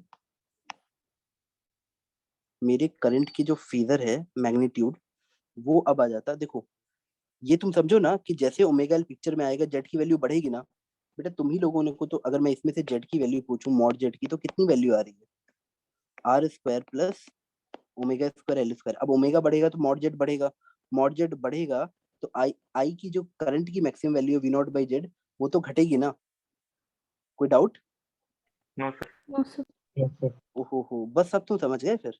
अब तुमको समझ आ गया कि सर जैसे जैसे ओमेगा को बढ़ाएंगे धीरे धीरे करंट का अमाउंट घटेगा, छोटा होता जाएगा, मैग्नीट्यूड छोटा होते जाएगा, लेकिन एक टाइम ऐसा आएगा कि एंगल कितना बनेगा उसका, ओरिजिनल वोल्टेज के साथ उसका एंगल कितना आ जाएगा? 90 डिग्री। यहाँ पे Right. ऐसे 90 डिग्री करके देख लो। अरे बेटा इतना ज्यादा ओमेगा, इतना ज्यादा फ्रीक्वेंसी दे दो ना कि इस सर्किट में तुम बोलोगे आर की औकात ही क्या है सर, ये pure Z equal to I omega L type का है। अब जेड अगर आई ओमेगा एल टाइप का बन गया तो इस फाई की वैल्यू 90 डिग्री आ जाएगी। बेटा किसी बच्चे को ये बात में डाउट नहीं होना चाहिए। अगर मैं इम्पीडेंस ट्रायंगल की भाषा समझता हूँ, आर जीरो हो गया लगभग, इतना बड़ा ओमेगा एल हो गया कि आर की कोई वैल्यू, मतलब तुम्हारा इम्पीडेंस ट्रायंगल ऐसे बन रहा है सर, जेड छोटा सा ये इतना है, तो अब बताओ इस ट्रायंगल में फाई की वैल्यू कितनी आ जाएगी? 90 आएगी कि नहीं? 590 आएगा तो हमारा वोल्टेज से हमारा करंट कितना पीछे हो गया? 90 डिग्री पीछे हो गया। तो this is the beautiful graph of current phasor magnitude. Tip of the current phasor will form a, this locus will be formed by the tip of the current phasor. ये बेटा अच्छे क्वेश्चन है, अगर आपको ये नहीं करना है तो मत करना, बट ये बड़े अच्छे क्वेश्चन है, इसमें बच्चे अटकते हैं। क्या बेटा बल्ब जला किसी का? जी सर। एक क्वेश्चन अब तुम करोगे, मैं दूं? LR की जगह RC तुम करोगे? डोंट वरी बेटा, मैं ये 3 बार समझाऊंगा, 3 बार 4 बार, जितनी बार तुम्हें जरूरत पड़ेगी। कैपेसिटर, रेजिस्टेंस, बेटा पहली बार में समझ आ जाएगा तो सारे बच्चे IIT नहीं निकाल लेंगे, सारे बच्चे नीट रैंक पर नहीं निकाल लेंगे, थोड़ा सा तुमको प्रैक्टिस से ही आएगा, पेशेंस तो डेवलप करना ही पड़ेगा। अब यहाँ पे मैं ओमेगा को 0 से इन्फिनिटी वेरी कराता हूँ, तो तुम मुझे बताओ टिप ऑफ द फेदर कैसा डायग्राम बनाएगा? आराम से बेटा, एक बच्चा जो ठंडे दिमाग वाला होगा वो बोलेगा सर पहले मुझे जेड समझने दीजिए। बेटा जेड होगा तुम्हारा R minus I by omega C, यानी magnitude of the Z will be R square plus 1 by omega square C square. अब तुम मुझे बताओ, अगर voltage supply V naught sine omega T है, V naught sine omega T, तो क्या value होगी आपकी? करंट का फेजर कैसे बनेगा? स्टार्टिंग में करंट की वैल्यू क्या होगी?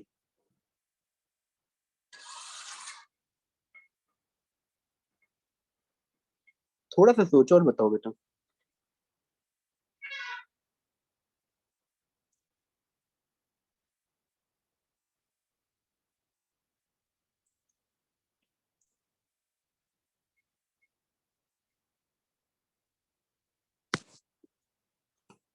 सर करंट 0 होगा। हाँ, current will B zero, but मान लो ये 0 डिग्री है, ये वोल्टेज वाला एंगल है जो सप्लाई वोल्टेज है। करंट का डायग्राम आप फिर से बनाओगे तो कैसे बनेगा? V naught sine omega T by Z. अब तुम मुझे बताओ, जेड में अगर तुम फ्रीक्वेंसी बढ़ाओगे तो ये वाला जो टर्म है, चलो पहले पहला लेते हैं, ओमेगा जीरो लेते हैं। ओमेगा जीरो लोगे तो 1/ओमेगा सी लगभग इन्फिनिटी पहुंच जाएगा। ये जेड की वैल्यू अप्रोक्सीमेटली -i/ओमेगा सी हो जाएगी, क्योंकि वैल्यू लगभग इन्फिनिटी पहुंच जाएगी माइनस समथिंग। अब जेड तुम्हारा इस फॉर्म में आ रहा है, यानी purely capacitive circuit. Purely capacitive circuit में CIV सिविल से याद करो, कैपेसिटर में current Leeds voltage bye 90 degree, यानी तुम्हारा छोटू सा एक ऐसे लगभग जीरो करंट यहाँ आता, लगभग 90 डिग्री का। 90 डिग्री आगे कैपेसिटर में करंट लीड वोल्टेज यानी मेन एंगल से इतना होता। तुम अगली बार ऐसे सोचो कि सर इन्फिनिटी लेके देखते हैं, ओमेगा को इन्फिनिटी लो तो ये क्या हो जाएगा बेटा बताओ? ये वाला पार्ट चले जाएगा जीरो, तो जेड विल बिकम आर ना, है ना?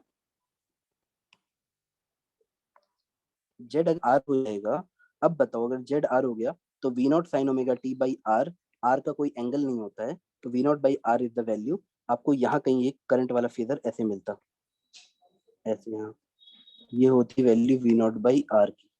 ये ऑलमोस्ट छोटा है बट 90 डिग्री पे है, इसलिए मैंने ऐसा प्लॉट कर दिया।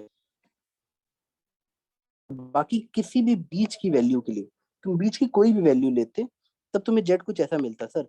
ले आर को 20 मान लो, और ओमेगा i/ओमेगा सी को भी माइनस ऐसे मान, -20i।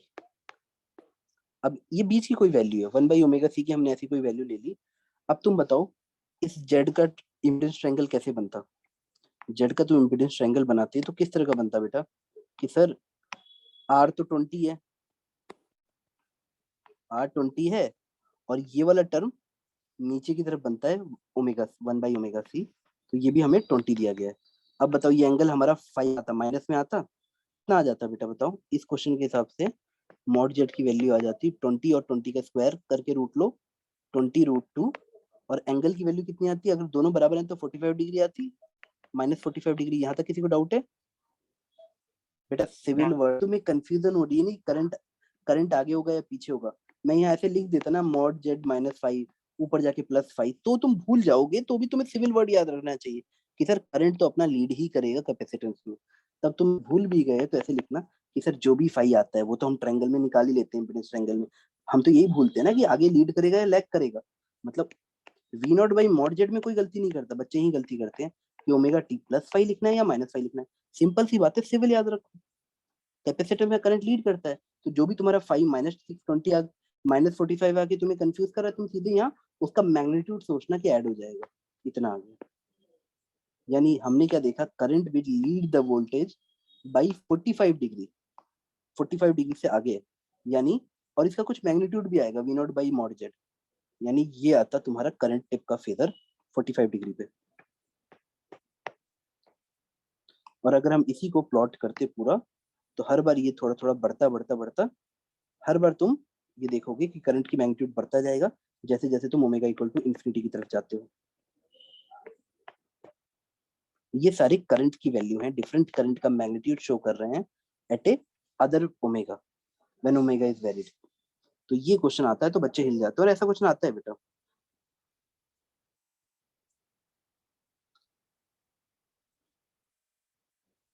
क्या आपको बात समझ आई? देखो बेटा, टीचर तुम्हें थ्योरी पढ़ा रहा है, वहां पे बहुत सिंपल फॉर्म में आएगा, इसी का वो स्टेटमेंट बना के पूछ लेंगे एक सिंपल सा। क्या आपको इतनी सी बात समझ आ रही है कि अगर मैं आपसे पूछूं कि as the frequency is increased voltage और करंट के बीच में एंगल घटेगा या बढ़ेगा, इतना बता दो। तो आंसर क्या है इसका बताओ। जैसे ही तुम फ्रीक्वेंसी बढ़ाते हो तुम ये देखते हो कि वोल्टेज और करंट आखिरी में जाके पैरेलल हो जाते हैं।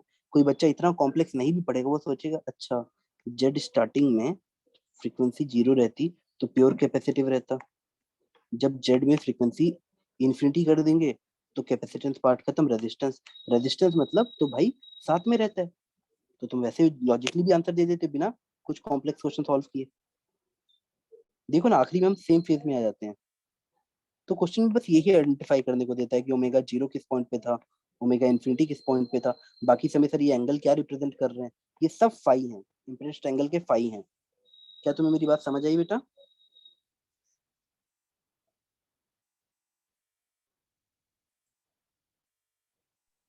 एक क्वेश्चन अब मैं दूं तुम लोग को, बेटा करोगे? जी सर। Yes. चलो बेटा हम क्वेश्चन करते हैं। ये लास्ट टू क्वेश्चन अच्छे थे तो इससे डरना नहीं, अब नॉर्मल क्वेश्चन भी करो।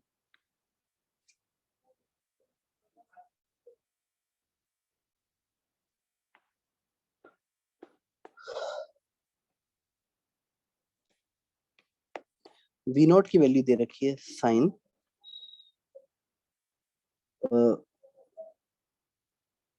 ओमेगा टी प्लस 30 डिग्री और इसकी मैग्नीट्यूड दे रखा है ऐसे 50, इस तरीके से।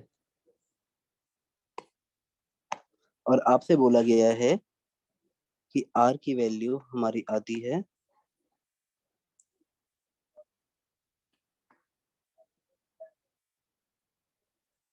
नहीं बेटा आर को हम अच्छा ही लेते हैं ताकि आप कंफ्यूज ना हो।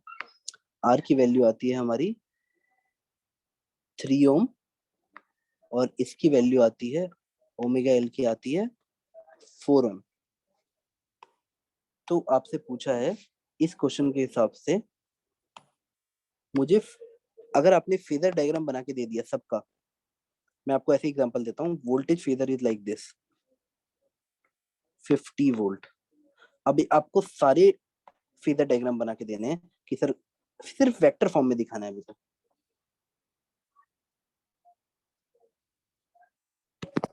इससे कौन एंगल में आगे होगा पीछे होगा मैं करके दिखाऊं कि आप समझ रहे हो बेटा? कि पहला क्वेश्चन मैं कर दूं अगला वाला आप करोगे?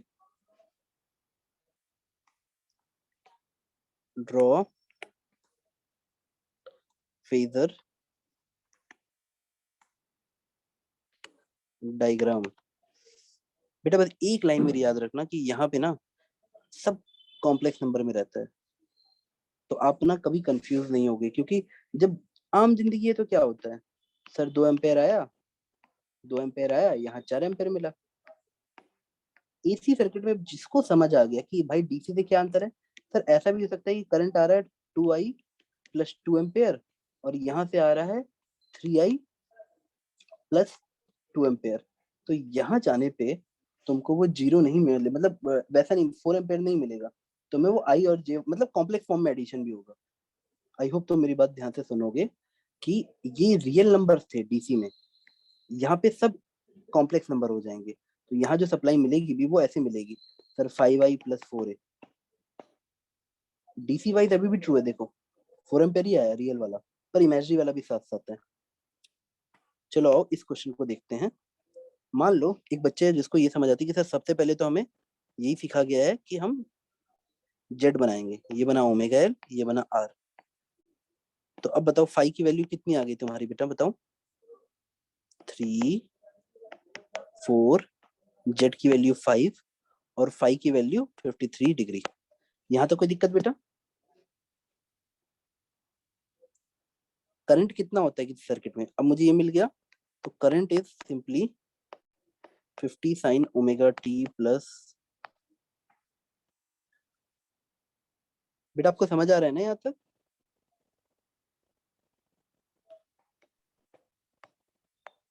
बेटा किसी को दिक्कत है यहाँ तक? ठीक है बेटा, अब सिंपली आप उससे डिवाइड कर दो जेड से। जेड की वैल्यू कितनी रहेगी? बस वही बच्चा जो समझदार है ना वो वेक्टर फॉर्म मतलब उस फॉर्म की इज्जत करता है कि सर जेड हमारा आया है 5 बट एट एंगल 53 डिग्री। तो अब वो जो प्लॉट करेगा तो ऐसे करेगा, सर 50/5 10 एम्पेयर तो आया मेरा, लेकिन वोल्टेज से वो अभी 53 डिग्री ऊपर जाएगा, sign omega T plus 30 degree minus 53 degree. बेटा इतना बात याद रखना, सिविल लिख लेना कहीं पे भी, सिविल लिख लो और बोलो सर आपने ओमेगा एल दिया है यानी हमारा इंडक्टिव सर्किट है, यानी वोल्टेज लीड करेगा करंट से। तो करंट कितना पीछे आया? 53 डिग्री पीछे आया। तो अब आपका यही बस रोल था कि आप वोल्टेज वाला जो डायग्राम बनाए हैं उसमें करंट को पीछे कर दो, यानी आप वोल्टेज को ऐसे प्लॉट करते कि सर ये आया मेरा 50 वोल्ट और ये आया मेरा करंट। हमने जस्ट करंट निकाला सर, हमारे करंट 53 डिग्री वोल्टेज से पीछे रहेगा और इसकी वैल्यू रहेगी 10 एम्पेयर। और बेटा याद रखना एग्जाम में बच्चे गलती कैसे करते हैं, अगर फेजर तुमको नहीं बोला है तो मैक्सिमम में नहीं आरएमएस में बनाना होता है। मतलब अगर तुम्हें फेजर का क्वेश्चन आया बोर्ड में भी चाहे एंट्रेंस में भी, तो तुम अगर बोला नहीं है तो इस फेजर का तुम ऐसे लिखोगे 50/√2 आरएमएस में लिखोगे। क्या तुम मेरी बात समझ आई बेटा? By default form is RMS, phasor diagram RMS में ही बनता है। आरएमएस में कुछ करना ही नहीं होता, बाय√2 डिवाइड करना होता है। सारे साइनसोइडल हैं, सबका ही आरएमएस 1/√2 होगा। यहाँ तक सबके बल्ब जल रहे हैं? आगे बढ़े। तो मुझे ऐसे चाहिए कि इसके क्रॉस वोल्टेज कितना है, इसके क्रॉस वोल्टेज कितना है, बताओ, बना के दिखाओ, इसी डायग्राम को पूरा करो, कंप्लीट दिस ग्रीन वाला फेजर। बेटा अगर तुम्हें कॉन्फिडेंस है तो कोई दिक्कत ही नहीं है। सर इसके क्रॉस करंट जाएगा, सर करंट और इसके क्रॉस वोल्टेज में क्या रिलेशन होगा बताओ बेटा, कॉमन सेंस से बताओ। एक बच्चा जो कॉन्फिडेंस में बोलेगा सर सिविल वर्ड से मैंने सीखा था कि अगर इंडक्टर दिया है तो वोल्टेज आगे है करंट से, तो करंट तो तुम बना चुके हो, अब वोल्टेज इससे कितना आगे रहेगा बेटा? सिविल में प्योर इंडक्टर में 90 डिग्री आगे रहता है। बेटा क्या ये बात समझ आ रही है?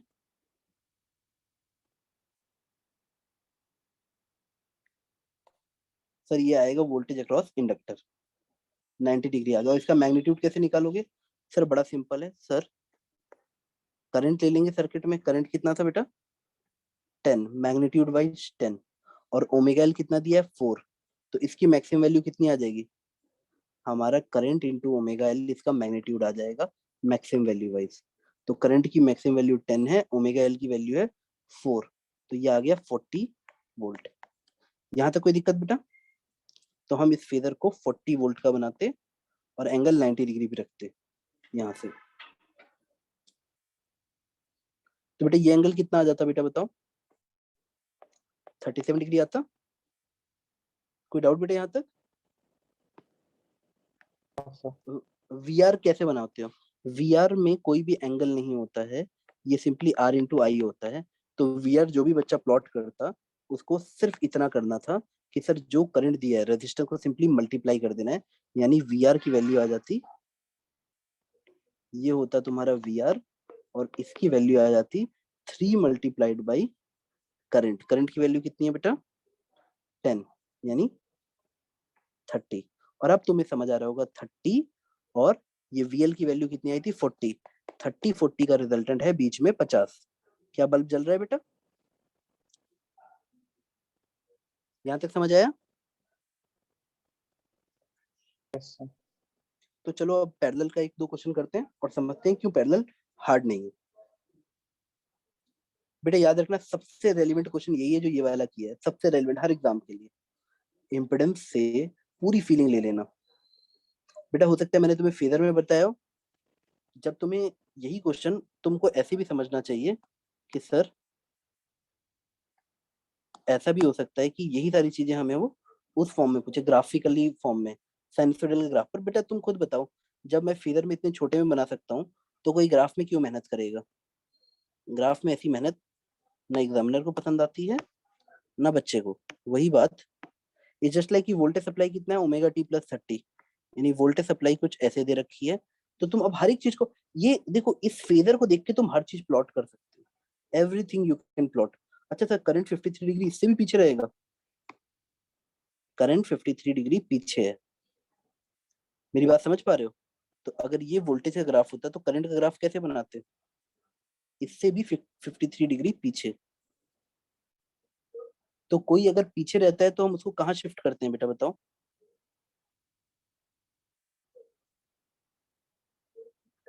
बेटा क्या आप मेरी बात समझ पा रहे हो? अगर मैं वोल्टेज का ग्राफ बनाता तो ये मैक्सिमम वैल्यू 50 मिलती और ये एंगल 30 डिग्री मिलता, +30 में हम पीछे कर देते हैं। हमारा देखो कभी भी तुम्हें कंफ्यूजन है तो इंडक्टिव सर्किट है, सिविल लिख लेना और अपने आप सोच लेना कि सर एल है तो हमारा वोल्टेज आगे होगा, करंट पीछे होगा। अब जो तुम्हारा पीछे रहता है पीछे, यानी वो माइनस में कुछ एंगल रखा होगा, हमने वो एंगल कितना निकाल लिया 53, तो यानी ओमेगा टी +30 -53, ये आता आपके करंट का एंगल। करंट का एंगल मतलब सर पहले 30 प्लस मतलब 30 डिग्री पीछे, फिर -53 डिग्री आगे, यानी कुछ ग्राफ में बेटा 30 और 53 को माइनस करोगे 23 आ जाएगा ना, तो ये ग्राफ 23 डिग्री ऐसे आगे बनता, ये करंट का ग्राफ मिल जाता। मैं बोलता ये हमारा आ रहा था 10 साइन ओमेगा टी +30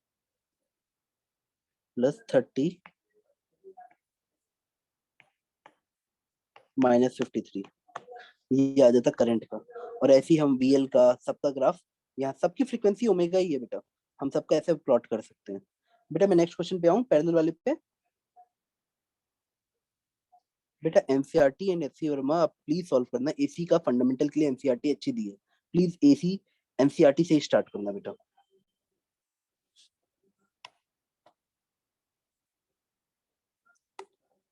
अब देखो कोई भी सर्किट आए तुम बस मेरी बात को कॉन्फिडेंस में मान के रखना, वो तुमको क्या करते हैं देखो ऐसा समझाते हैं कि ये वी नॉट दे रखा है, तुमको डरना नहीं है, बस वी सप्लाई की वैल्यू दी है 50 साइन ओमेगा टी और आपको यहाँ दिया है एल, और देखो तुम्हें इस बात को थोड़ी देर में फीलिंग में समझ आ जाएगा कि सर इसमें ना वो हमको ज्यादा कंफ्यूज नहीं कर सकते। मान लो यहाँ पे आर की वैल्यू दी है 30 और ओमेगा एल की वैल्यू दी है 40। अब तुम मुझे बताओ अगर वो तुमको ऐसे क्वेश्चन पूछ रहे हैं कि सप्लाई करंट कितना होगा, तो एक बच्चे जिसको टीचर की बात याद है कि सर कैसा भी सर्किट हो हम जैसे ही इसको कॉम्प्लेक्स फॉर्म में लिख लेंगे हमारा डर निकल जाएगा। मतलब ओमेगा एल को ओमेगा ऐसे मत लिखो, सिर्फ ऐसे लिखो बेटा +I40, ओमेगा है ना +I लिख लो, मतलब एल है ना तो +I लिख लो, कैपेसिटेंस होता तो -I लिखते लेते और इतना है। अब बताओ वोल्टेज सप्लाई दोनों के लिए सेम है, पैरेलल में है ना दोनों, तो I1 कितना आता? ओ बच्चों I1 कितना आएगा? I1 कितना आएगा? I1 आप बोलते सर वोल्टेज सप्लाई सेम है, यानी 50 sign omega T divided by omega L, ये वाला यानी I40 को हम लिख सकते हैं 40 एंगल 90 डिग्री। और तुम खुद भी सोचो ना कि सर वोल्टेज इस इम्पीडेंस को अकेले देखते तो तुम यही लॉजिक देते ना कि सर हमारा जो भी वोल्टेज है वो इसके अक्रॉस लगा हुआ है, इंडक्टर के अक्रॉस। और हमने सिविल वर्ड में सीख रखा है, अगर हमारा सिविल वर्ड में हमने सीख रखा है कि अगर प्योर इंडक्टर रहे तो हमारा voltage leads current by 90 degree, यानी मैं आई को यहाँ 90 डिग्री लिख के ऊपर ले जाता तो 50/40 कितना आ जाता बेटा 5/4 साइन ओमेगा टी -90 डिग्री। यहाँ तक तुम्हें समझ आ रहा है बेटा? कोई दिक्कत बेटा? अब इस करंट की बात करो, ये करंट कितना आएगा? आप बोलोगे sir 50 sign omega T, supply तो इसके अक्रॉस भी उतनी है बाई आर, तो यहाँ पे करंट कितना आता? I2 की वैल्यू कितनी आती? आप बोलते सर I2 की करंट की वैल्यू आती है हमारी 50 by sine omega T by 30, यानी 5/3।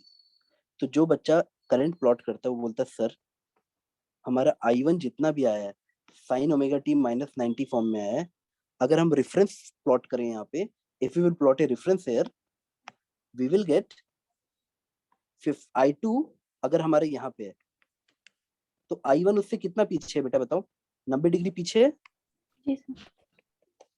तो अगर किसी बच्चे को I1 I2 दिख गया तो उसका काम बन गया। वो बोलेगा सर I1 की वैल्यू है 5/4, I2 की वैल्यू है कहाँ गया 5/3। Sir supply current must be equal to I1 plus I2, but I1 I2 are not real number, they are imaginary numbers. इसलिए मैंने उनको इमेजिनरी प्लेन में बना दिया कि अगर मैं एक रेफरेंस यहाँ ले रहा हूँ तो दूसरा यहाँ है। अब बताओ रिजल्टेंट कितना आएगा अगर ये दोनों एंगल 90 डिग्री पे हैं तो? देखो ना, एक 90 डिग्री पे है, एक मतलब साइन ओमेगा टी, एक sign omega T minus 90 degree. अब जो सप्लाई करंट है उसकी वैल्यू आ जाती है 5/3 का स्क्वायर प्लस 5/4 का स्क्वायर। और बच्चे बस यही गलती करते हैं। क्या आपको मेरी बात समझ आई? Once you have taken this LR in any AC circuit, treat them after this thing, treat them as a complex number only. I40 R सिर्फ रियल नंबर है। बेटा क्या आपको ये क्वेश्चन समझ आया? जी सर। मैं एक क्वेश्चन और देता हूँ और इसके बाद मैं क्लास खत्म करता हूँ। एक क्वेश्चन और, ताकि शायद, क्योंकि बेटा मैक्सिमम इतना ही आता है, इससे ज्यादा वो पैरेलल सर्किट नहीं देते हैं। उनको डाउट ये रहता है कि बच्चे को समझ आएगा कि नहीं। मान लो मैं यहाँ पे सिंपल सी तुम्हें एक बात बता रहा हूँ कि भाई वो पूछते हैं कि भाई ये करंट कितना होगा बताओ, सप्लाई करंट कितना होगा, और ये तुम्हें दे रखा है 50√2।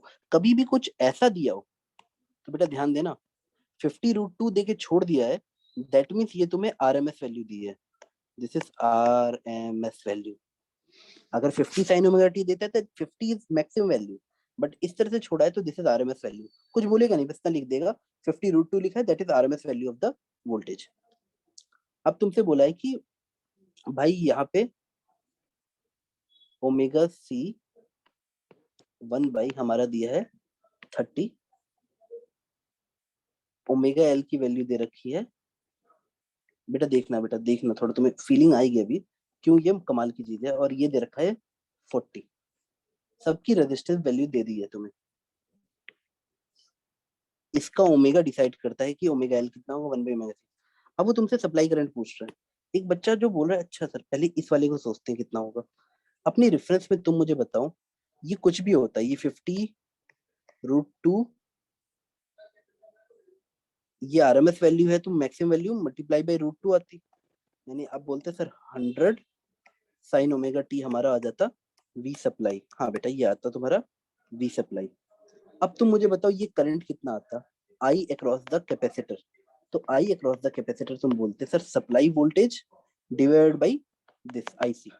बट तुम हमेशा याद रखना 1/ओमेगा C तुम्हारा ये नंबर आता है, बट तुमको XC अपने दिमाग में कुछ ऐसे याद रखनी जिंदगी भर के लिए कि सर ये ऐसा है, यानी I यानी -90 डिग्री इंटू 30। अब तुम्हारा दिमाग कंफ्यूज नहीं होगा कि sir voltage divide by impedance, बस इम्पीडेंस में तुम ऐसा लिख लेना सर 30 -90 डिग्री। तुमको सिखाया था जब ऊपर भेजोगे तो सब्ट्रैक्ट करते हैं, ओमेगा टी -90 प्लस 90 आ जाएगा। और बेटा ये तुम कॉमन सेंस से भी याद कर सकते हो कि सर ये जरूरी नहीं है हम डायरेक्टली याद कर लेंगे कि कैपेसिटर में तो हमें पता ही है कि करंट लीड करता है सिविल से, तो तुम इतनी लंबी लंबी कैलकुलेशन से बच जाओगे, डायरेक्टली याद कर लोगे कि सर यहाँ पे तो ओमेगा टी प्लस 90 होता। बेटा देखो एक सिंपल सी बात है, एक बच्चा तो कॉमन सेंस भी लगाता बोलता सर ये सप्लाई वोल्टेज है तो रेजिस्टेंस के साथ सेम फेज में रहेगा। बच्चा ओरली भी कर लेते हैं बेटा, देखो जो चीज तुम्हें अभी टफ लग रही है वो बोलते सर अपना क्या है वोल्टेज मान लेते हैं सप्लाई यहाँ पे, ये सप्लाई वोल्टेज है तो करंट इसी पे रहेगा। हाँ ठीक है बच्चा खुश है, रेजिस्टेंस के अक्रॉस जो करंट है वो इसी पे रहेगा IR। और सर IR वो सिविल वर्ड लिख के बोलता है सर अब बताओ आप क्या करना है। मैं बोलूंगा बेटा वोल्टेज तुम्हें पता है कहाँ है, बोलेगा सर ये रहा वोल्टेज फिगर। अब मुझे बताओ कैपेसिटर के क्रॉस क्या बोलेगा, सर कैपेसिटर के क्रॉस करंट आगे रहेगा, यानी IC ऐसे प्लॉट हो जाता। सर वोल्टेज के क्रॉस इंडक्टर के क्रॉस, सर इंडक्टर के क्रॉस में करंट पीछे रहता है तो IL ऐसे प्लॉट हो जाता। और बेटा रेजिस्टेंस के क्रॉस सर सेम फेज में रहता है तो IR ऐसे प्लॉट हो जाता। किसी बच्चे को ये बात समझ आई? सप्लाई वोल्टेज के साथ सेम फेज में रहेगा करंट, अक्रॉस रेजिस्टेंस, आगे रहेगा कैपेसिटर वाला, पीछे रहेगा इंडक्टर वाला। अब बेटा देखो, तुमको मैंने जानबूझ के कैपेसिटेंस की वैल्यू और इंडक्टेंस की वैल्यू सेम दी है। तो ये पता है, इस सर्किट को हम स्पेशल नाम देते हैं रेजोनेंस इन पैरेलल सर्किट। क्यों? यहाँ पे ये दोनों एक दूसरे को काट दे रहे हैं। देखो ये दोनों कट गए। क्या आप तुम देख पा रहे हो?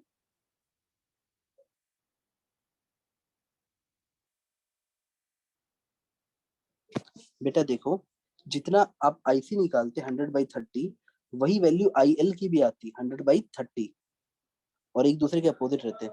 बेटा ये रेजोनेंस नहीं है, मतलब उसमें भी रेजोनेंस वैसे निकालते हैं कि तीनों को मैं जेड निकाल लेता, बस यहाँ पे कैंसिल हो रहा है, ये दोनों कैंसिल हो गए। ठीक है, आईएल आईसी आपके कैंसिल हो गए। अब बताओ करंट कितना आ गया? आप बोलते सर इस क्वेश्चन में सप्लाई करंट में आईएल लिखना, आईसी लिखना और आईआर लिखने में ये दोनों एक दूसरे को कैंसिल करके जीरो कर दे रहे हैं। Supply current is same as current across the resistance, यानी हमारा आंसर आ जाएगा 50√2/40। क्या आपको ये बात समझ आई बेटा?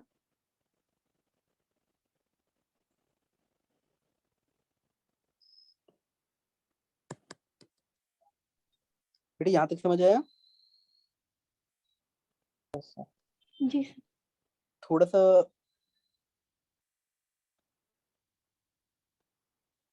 सा टफ है बेटा, लेकिन थोड़ा सा आप मेहनत करो। आपकी एनसीईआरटी लेवल पे तो आप किसी भी दिन कर दोगे। अगर आपको बेसिक भी थोड़ा बहुत आइडिया लग गया है तो एनसीईआरटी लेवल आप कर दोगे।